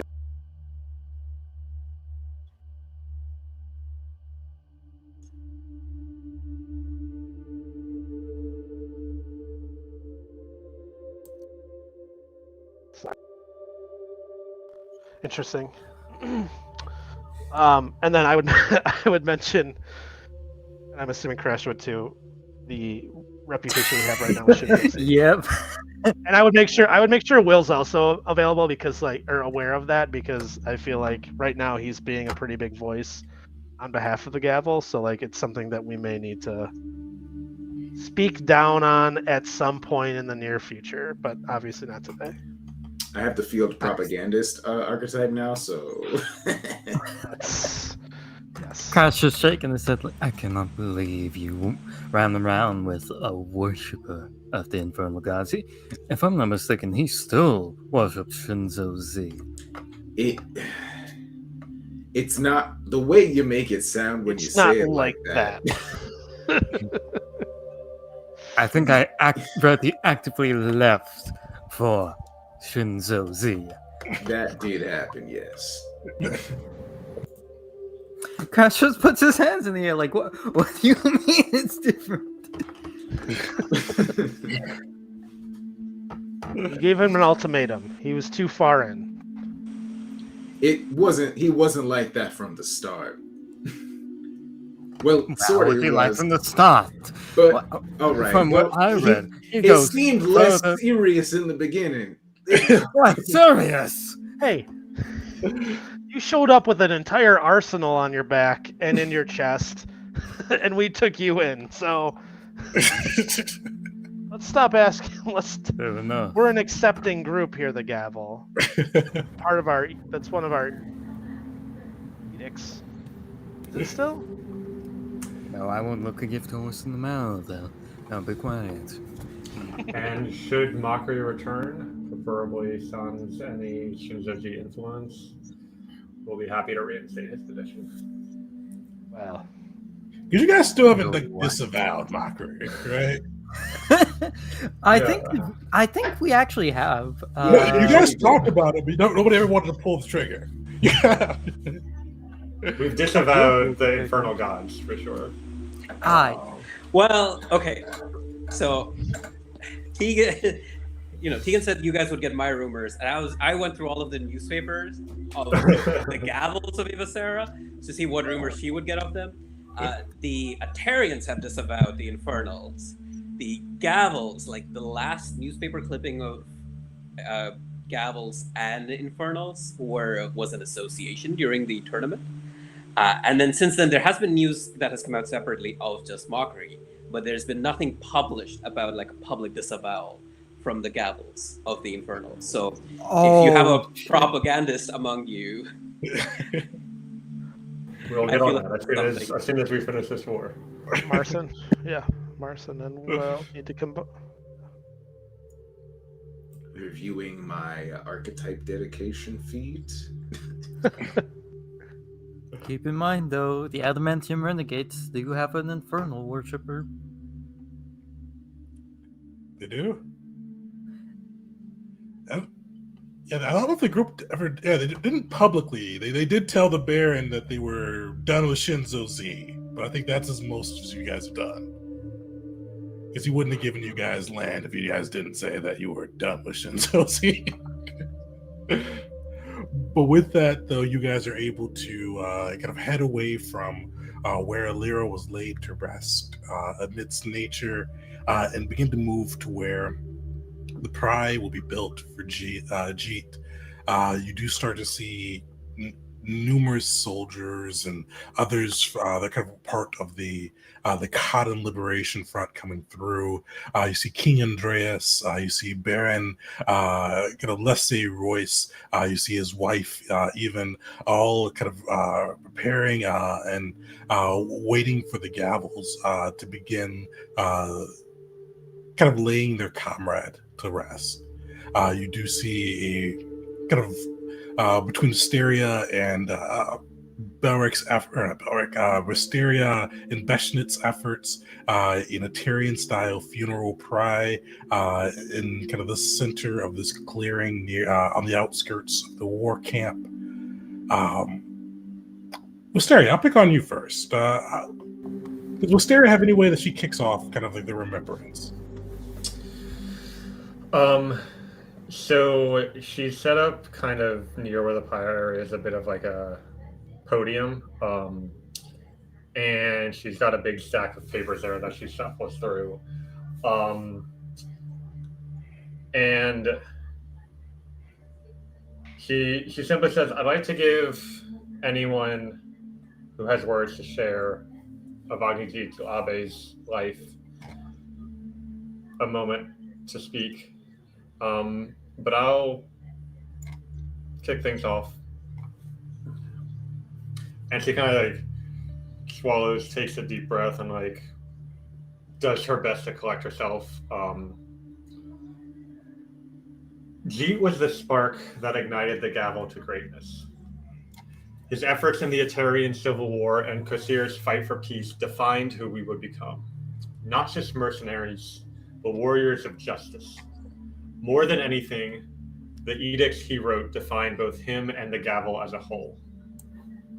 Our first edict is to protect the weak. Whether it was refugee children beset by undead, the body of the emperor himself, or the people of Thessia as a whole, Jeet never backed down from a fight to protect those that needed him. He even protected the other members of the gavel from ourselves, always pushing us to greatness. Even those that the gavel has left behind. And she kind of looks off in the distance for a second. Our second edict is to fulfill our contracts. Jeet was a man of loyalty to the people he cared most about. After my expulsion from Mokulin Institute of Technology, I felt lost and abandoned by the people that raised me.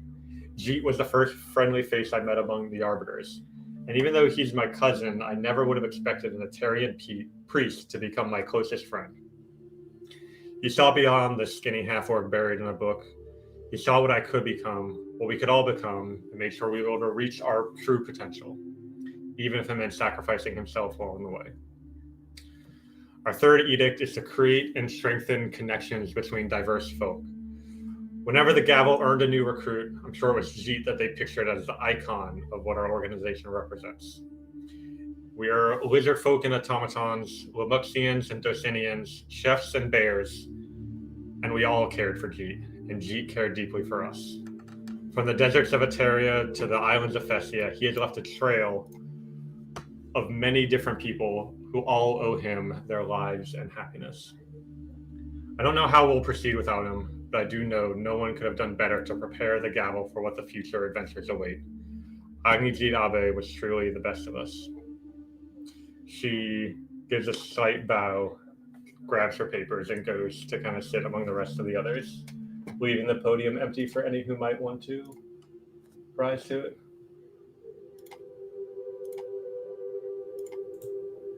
I think Will would step up to the podium.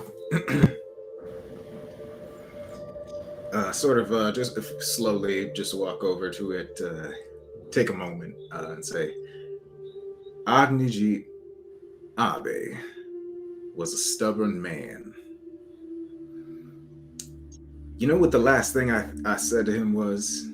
If I remember correctly, words might be not exactly right, but I believe the last thing I said to him was, let's get out of here. And we were all retreating from a battle that was going quite poorly. We had completed our mission, but we were all in great danger. And after that, I escaped, expecting Agnijit to follow me. Like I said, he's a stubborn man, and he refused. Because, as I understand, there were others who still needed saving.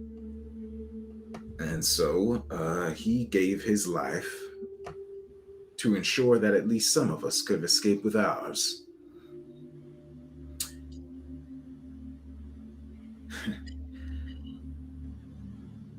So while I will not say this is what he wanted, it is what he chose. He gave his life so that the rest of us could continue on with our mission and with our lives. And I say the best way to ensure that that decision, that choice he made is honored, is to make the best of both of those things. So soon we will be back to the mission. Immediately we will be back to our lives. All in honor of Agnijit Abe. And then he would sort of just gesture to the crowd and sit back down. With that, Cavip will stand up. You see this lumbering giant try to make his way to the podium. And you see, like, he looks nervous as he goes through, but he goes, I don't know Jeet for a long time, but we met at the tournament for Kosir's Fight for Peace. I thought he's small man. You saw him. He's well, for you all he's probably big, but for me he's a small man. He said he could wrestle me down. I said he was crazy, and then that little bastard wrestled me down. And not only did he do it once, he did it twice. He did it in the tournament itself. He little man, but he had big heart. He fought. He even drank with us.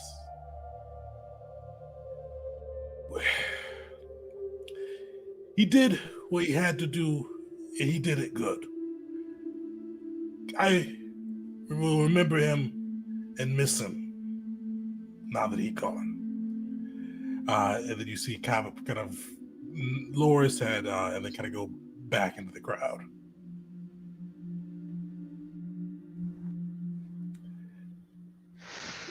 That one hurts. Bulk will go up. And he's got a flask with him. He's hurting and trying to numb the pain before all these whatever's happening later. But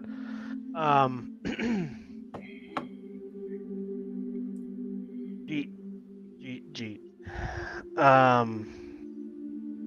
We can't send Jeet off without at least mentioning that he took down a dragon turtle. You hear Wisteria like scratching. It's like I knew I forgot something. That he grappled a what is that flying beast? Rock, yeah. That he grappled a rock midair. That he outdrank Cavup. Is that the giant? Yeah. the giant? Jeet was one of a kind and a leader to all of us. I came here seeking adventure, riches, and that's about it. But I learned not only the edicts that Wisteria had talked about, but a lot of the edicts that fall under Nar flow through this entire gavel. We fight for justice and honor. We stand up for what's right, sometimes when it's hard and difficult, like it is here. We hold valor in our heart.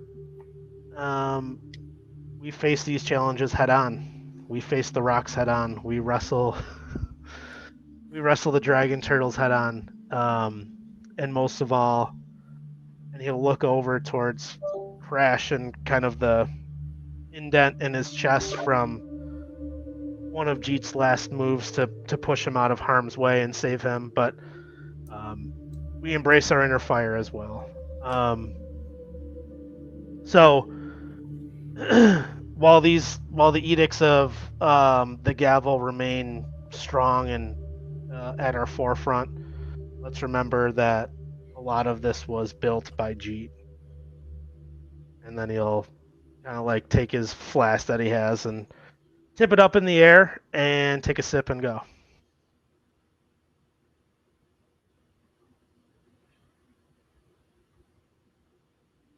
Crash. Does he have anything that he would say?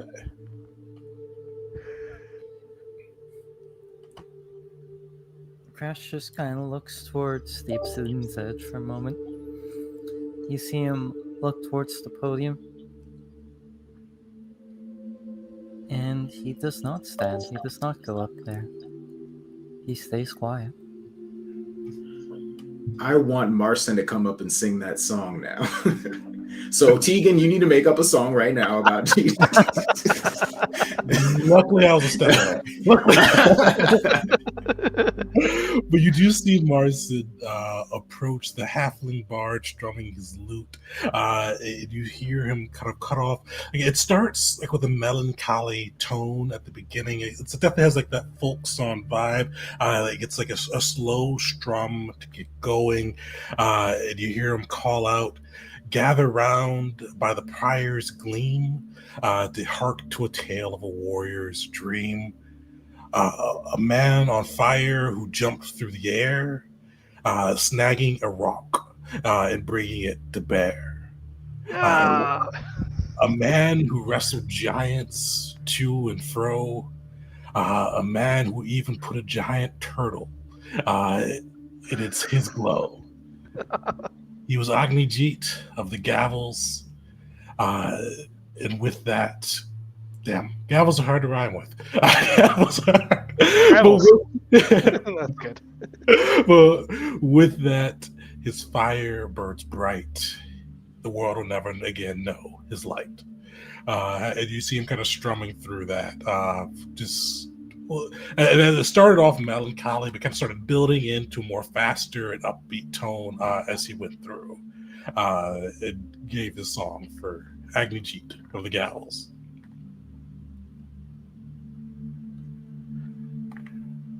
I would say like there's like a maybe it's a little different, but like there's like at least in Dosa, like there's a dwarven send off where it's like almost like an Irish an Irish wake where it's like we celebrate these people and like like so as Marston's song went on like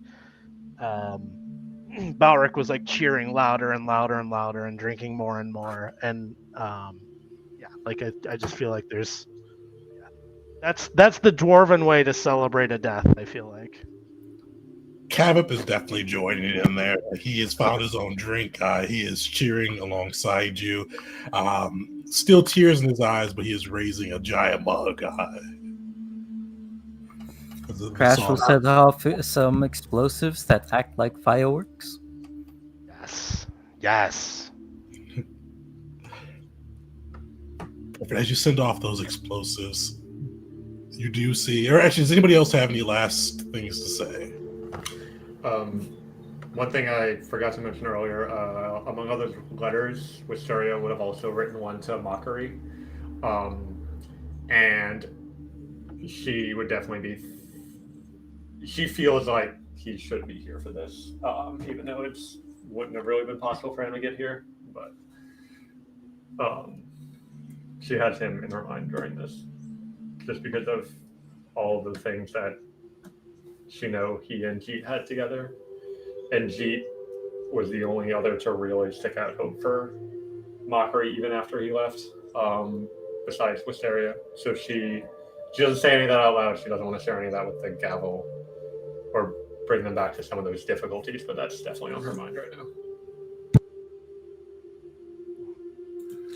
I think to everyone's surprise, including even Will, like Will gets cut off mid-sentence while talking to somebody about something else, to just Rashanael just saying, "The Celestial Realm honors Agnijit Abe of Clan Abe," and that's it.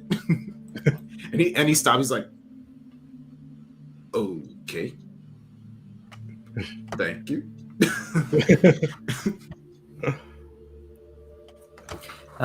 Tegan, to say briefly, do you remember the thing with the sword with Mockery? Definitely, do you want to do that now? If you had a different time you'd want to do it, then you can go for it.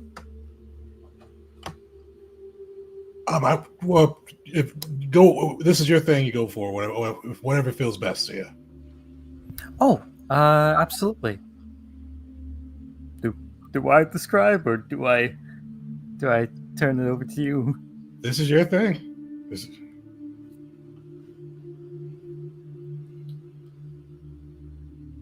Somewhere, likely on the balancing act, be it in Jeet's room, Wisteria's room, the forge itself, or perhaps close, if possible, close to the funeral. But left there would be the broken fragments of Mockery's greatsword. Promise.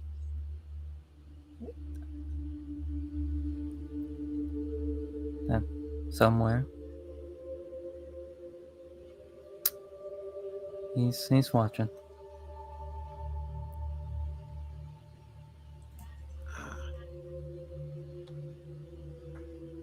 And with that, and with kind of Rashaniel's proclamation and crash as fireworks going through and explosions popping off.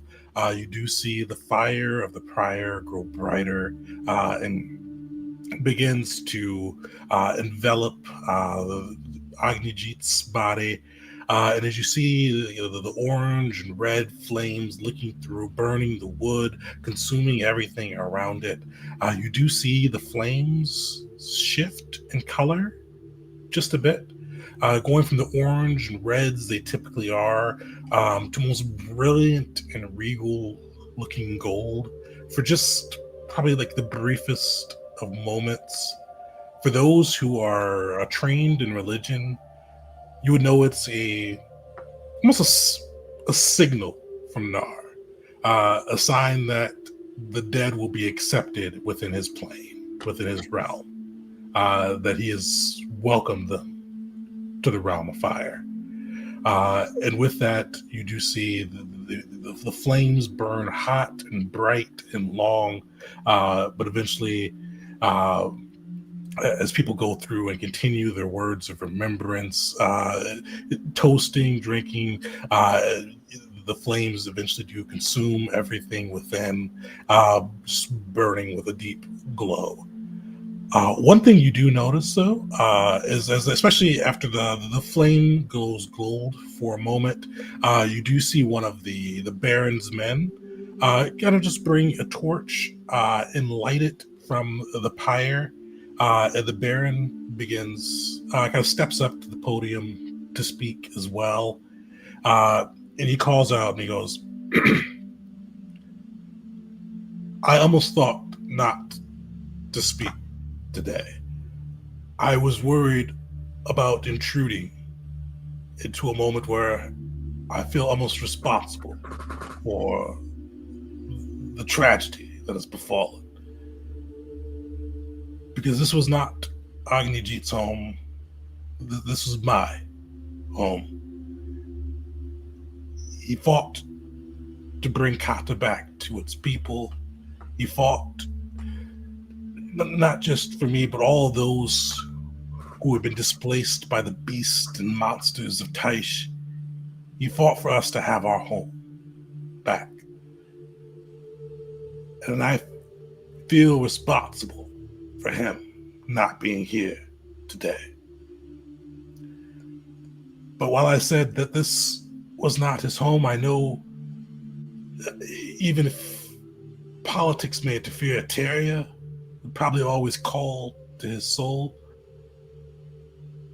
This land of Kanda, I have not announced it officially, but I have let the Gavels know.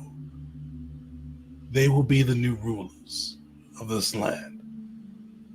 Kanda will be under the combined control of the officers of the Gavels.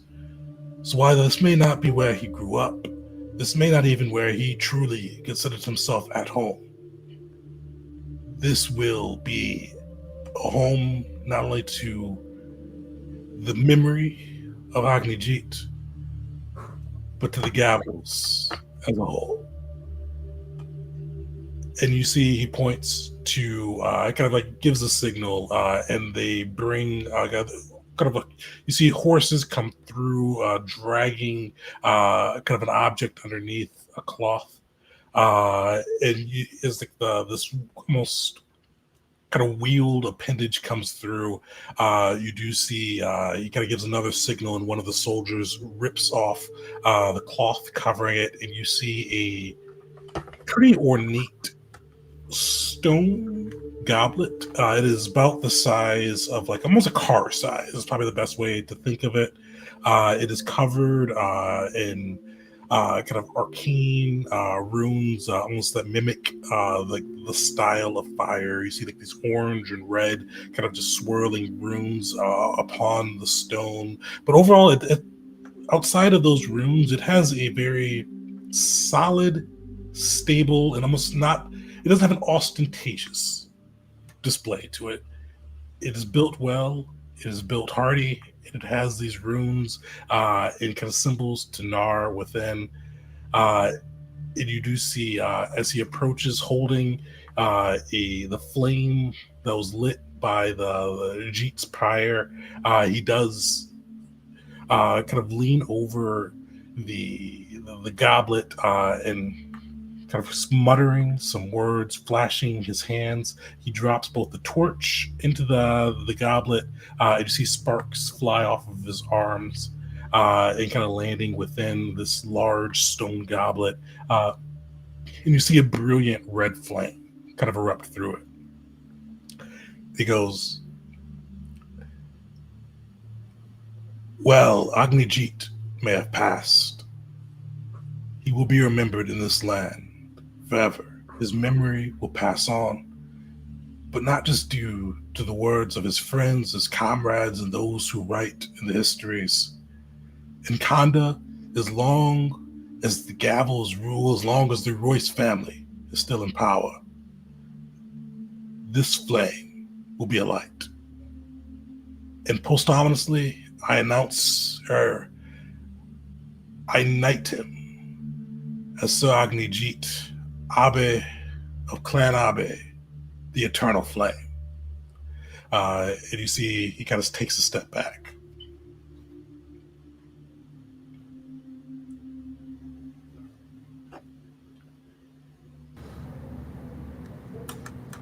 Sarah turns to Will and says, "Why didn't we think of that?" Hell yeah. God damn, Spirit, you're having quite the send off here. My heart. I know, My right? heart. Glaze so much. Everyone else should also give it a shot.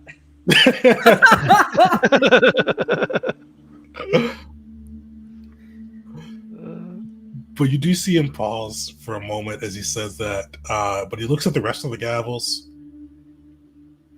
"But I would be remiss not to honor the rest of those who have fought so valiantly for my homeland, that have brought me back to where I was born, back to where I was raised, to a land I almost thought I'd never see again.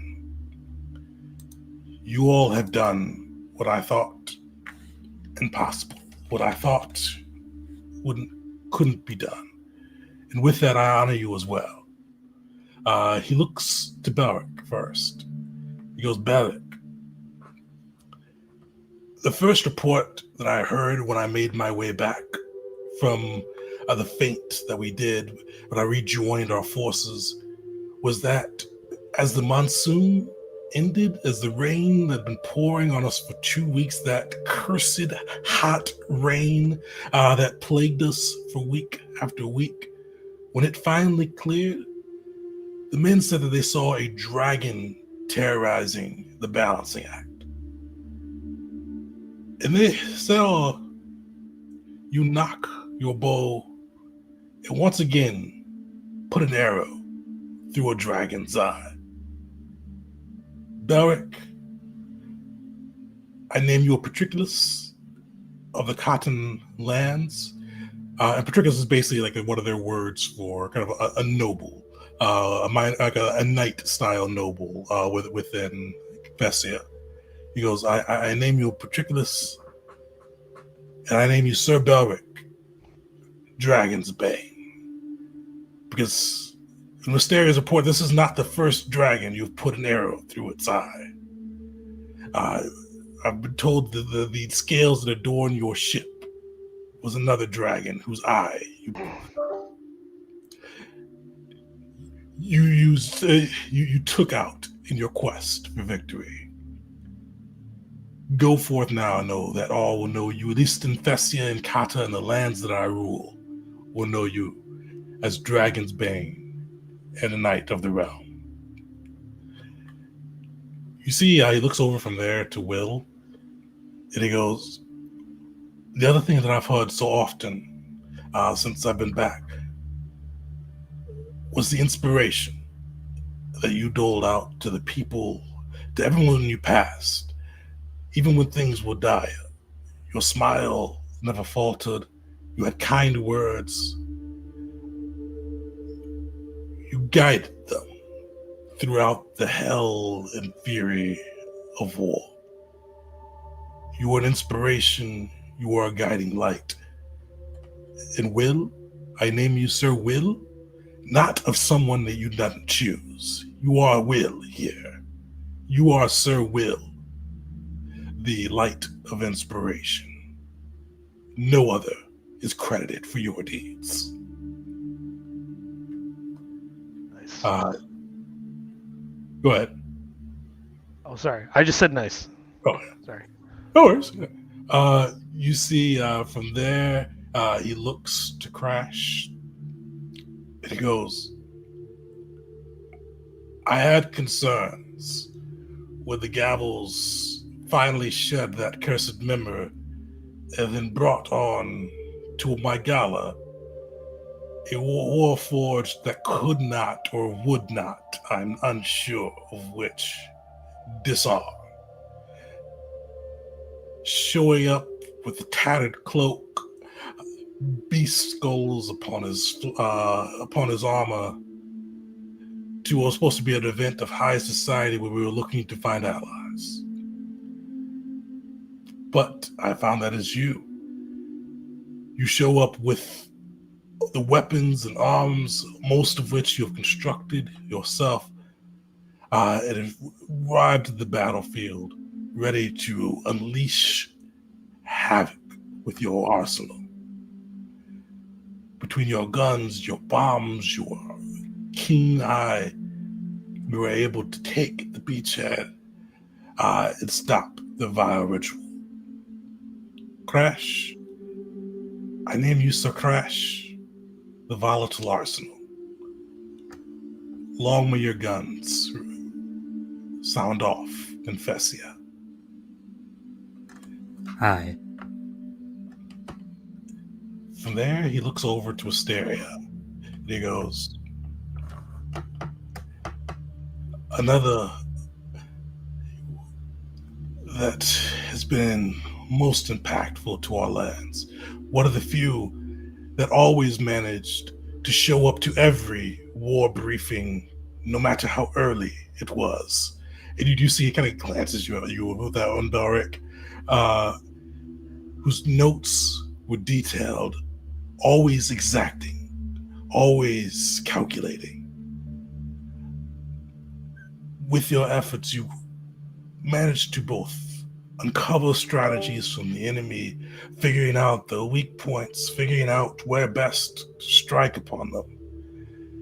You were able to share this knowledge not only with your own fellow Gavels, but with our army as a whole, finding weak points that all could exploit to find our further glory.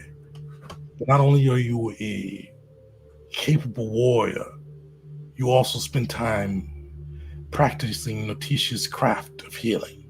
Healing not by divine power, not through primal influences, by your own knowledge and will. Wisteria, I name you. So Wisteria Hearing Daughter. And you know I share no love for the Hearing Daughters, but your work, your capabilities almost redeems them in my eyes. But I name you Sir Wisteria Hearing Daughter, the exacting scalpel. Always quick to find the weakness, to cut or to heal. Long may your knowledge rest within Kata. But you see, he looks to the Gavels as a whole and looks to the rest of the onlookers and goes, these are the new rulers of Kanda. They rule with my blessing and the full backing of the Royce family. While the city may be in ruins now, I am sure they will bring it back to its former glory. Thank you, Gavels, for your efforts and allowing me to pay honor to one of your fallen. You see, he gives a low bow and kind of steps back from the podium.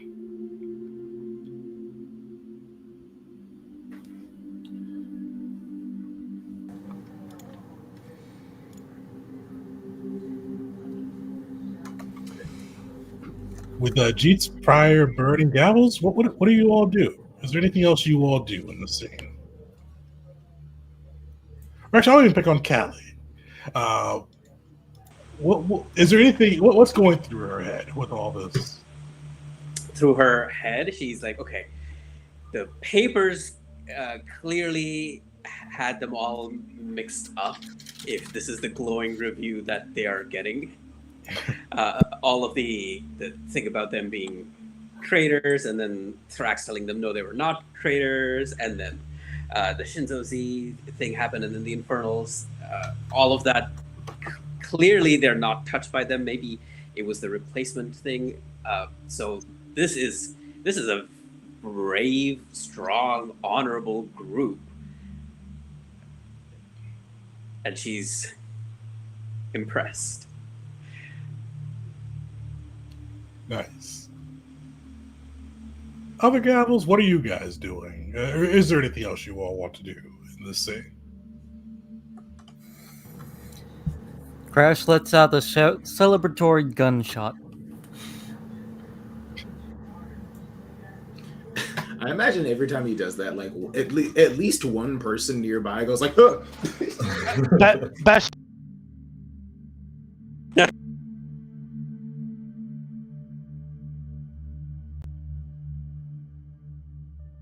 Gunshot. Can't you build a silence? Like he's just muttering, like, can't you build a silencer? Crash currently with 20 silencers on the ship. One more thing, something that is going through Callie's mind is now she knows Crash's name, because up until now she's like, oh, these are the Gavels, and the Renegades have pointed out who everyone is, and then when they get to Crash, the Gavels are like, that one's that one's new, so now she knows his name.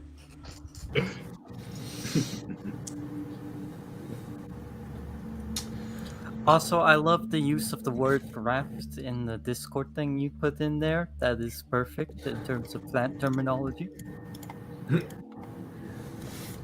I think I already typed into the chat, but Will is like absolutely what the Lord said about Will not being attributed to anyone else. Will look like when he looks dumbfounded, like his typical like sort of confident mask he's wearing all the time falls away for just a moment, and he just looks absolutely dumbfounded by this, but doesn't say anything. He's like, what? Wisteria is just trying to figure out how to process getting such direct and extensive praise. That's not something she has experience with, and she's kind of like shell-shocked right now, and she's like, no, they're, like, you know, to herself is like trying to think about all the different times she could have done better in the war effort, the times where she tried treating wounds and didn't do well as effectively, or didn't miss some details in notes, or like, but she's like, no, the Baron still acknowledges what I'm capable of, despite all the flaws that I've identified, and that those capabilities are valuable and should be respected. It's kind of what she's learning from this. Did she say that? Just an internal. She's writing it down, so maybe if you peek over her shoulder, you might see some self-journaling. That's gonna be the hard part. I think the only two that we've had like in confirmation that read the notes was Mockery, who read all of them, and Jeet, who skimmed them. Oh no! That's the connection. You all gotta stop. Stop reading the notes and you'll live. Oh yeah, no Death Note situation over here. Did we discuss if Crash reads them or not? I can't remember. I don't remember. Crash goes over them for the purely logistic sides of things. But I'm gonna be honest. He's probably not too interested in the in-depth thoughts of Wisteria. I'm sorry. Mockery would be. Crash, it's just like, someone's diary got in here. Look at that. onto the shipments. But as the pyre burns, you do see two people step up, and they go,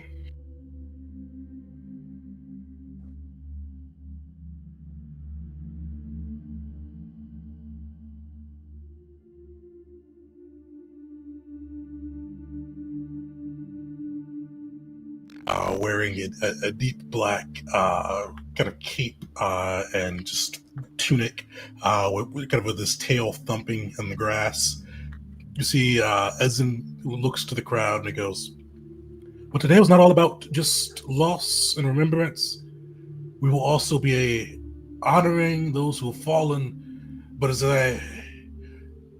one of my favorite gods said, to remember without celebrating, to remember the bad without the good, to remember anyone without a drink in your hand, is a heresy most foul. So today we'll also be imbibing the spirit of Kosir, as Groshin, myself, and hopefully a few gavels will help us kick off a ritual that Kosir recommends in times like these, the one that brings joy, that allows those to remember the good in the bad, to lift a drink, to celebrate with games and sport, and just to not only dishonor, but to bring light back where the dark is claimed. He goes, and there wouldn't be a Kosir's Day or Kosir's Fest without prizes. And you see, like, he reaches into his tunic and brings out two vials. And he has to, like, you see him look at Groshin and, like, actually elbow Groshin. You see Groshin brings out one vial as well. And you see kind of like this golden liquid within casting its own glow. And for those who had worn it before, you easily recognize Kosir's nectar within. You see here Ezen go, "Oh, we're giving up our own stash with this, but we will place these as prizes with our 3 games for all to remember the dead as they would want to be remembered, to go through and celebrate that we all still have life and have been on this land that we thought was lost, and to raise a toast and just celebrate that we are all here right now. So we will give these 3 bottles of nectar to the winners of our 3 games, but come, join us, celebrate, and raise a cup for the fallen." And you see him kind of back off, strumming his lute.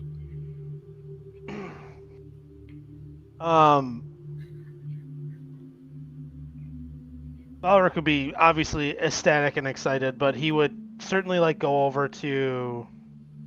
I'm sorry, the giant's name is it Kava? Yeah, that's right. Okay. Kava, you and the renegades must participate with us. This brings us back to the old, like, this is just like how it was back in the tournament times. Although we're grieving Alira and Jeet, we need you and your squad here competing with us in these games. You see Cav kind of gives like a sad nod and goes, "That's what they will want. We compete. No Jeet here, so I think I wrestle all of you all. So I think I win. But we still, we fight, we honor." Well, Alira could outdrink me, and I outdrink most of you, so I might be the best one outfitted. We had to fight. I didn't feel good. This time, I win. But you see he smiles. He kind of gives you a very light pat on your back as he stands up and goes, "Thank you. We definitely compete."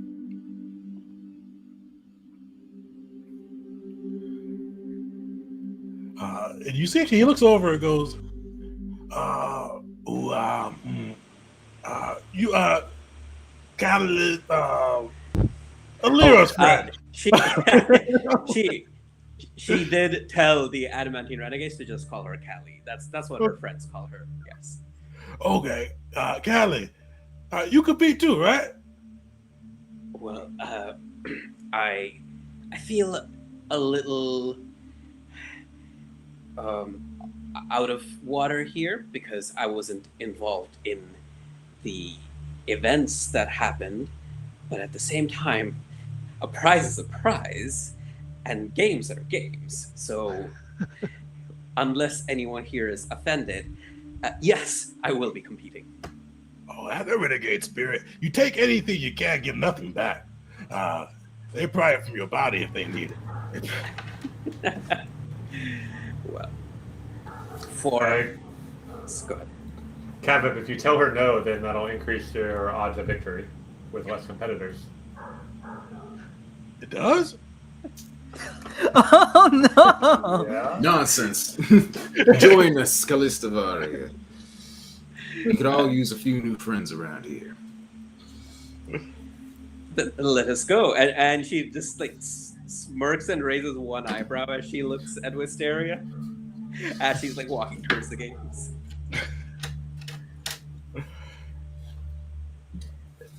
And that's where we're going to wrap today. So next session, I was hoping we get the games today, but we'll get to the games next session. We was competing through some Kosir's Fest. There'll be chances to wrestle in honor of Jeet, to do some crazy plant things in honor of Alira, as well as some other games mixed within there. So we'll pick up next session with that, as well as your week of downtime before you guys get into your next missions. And one thing, actually, I mentioned this offhand to a few of you, but I will mention it to the group as a whole as well. The next few sections or sessions, we're going to be pairing you guys off again, and you guys will be getting some faction missions too. So I'll let you guys know which pairs you are for this one. It was funny because Spirit still stayed in this pair even with the new character, which just kind of worked out pretty interesting. Because it'll be Calstavaria and Dark is one pair. They'll be up first. Will and Wisteria is another. And Crash on his own.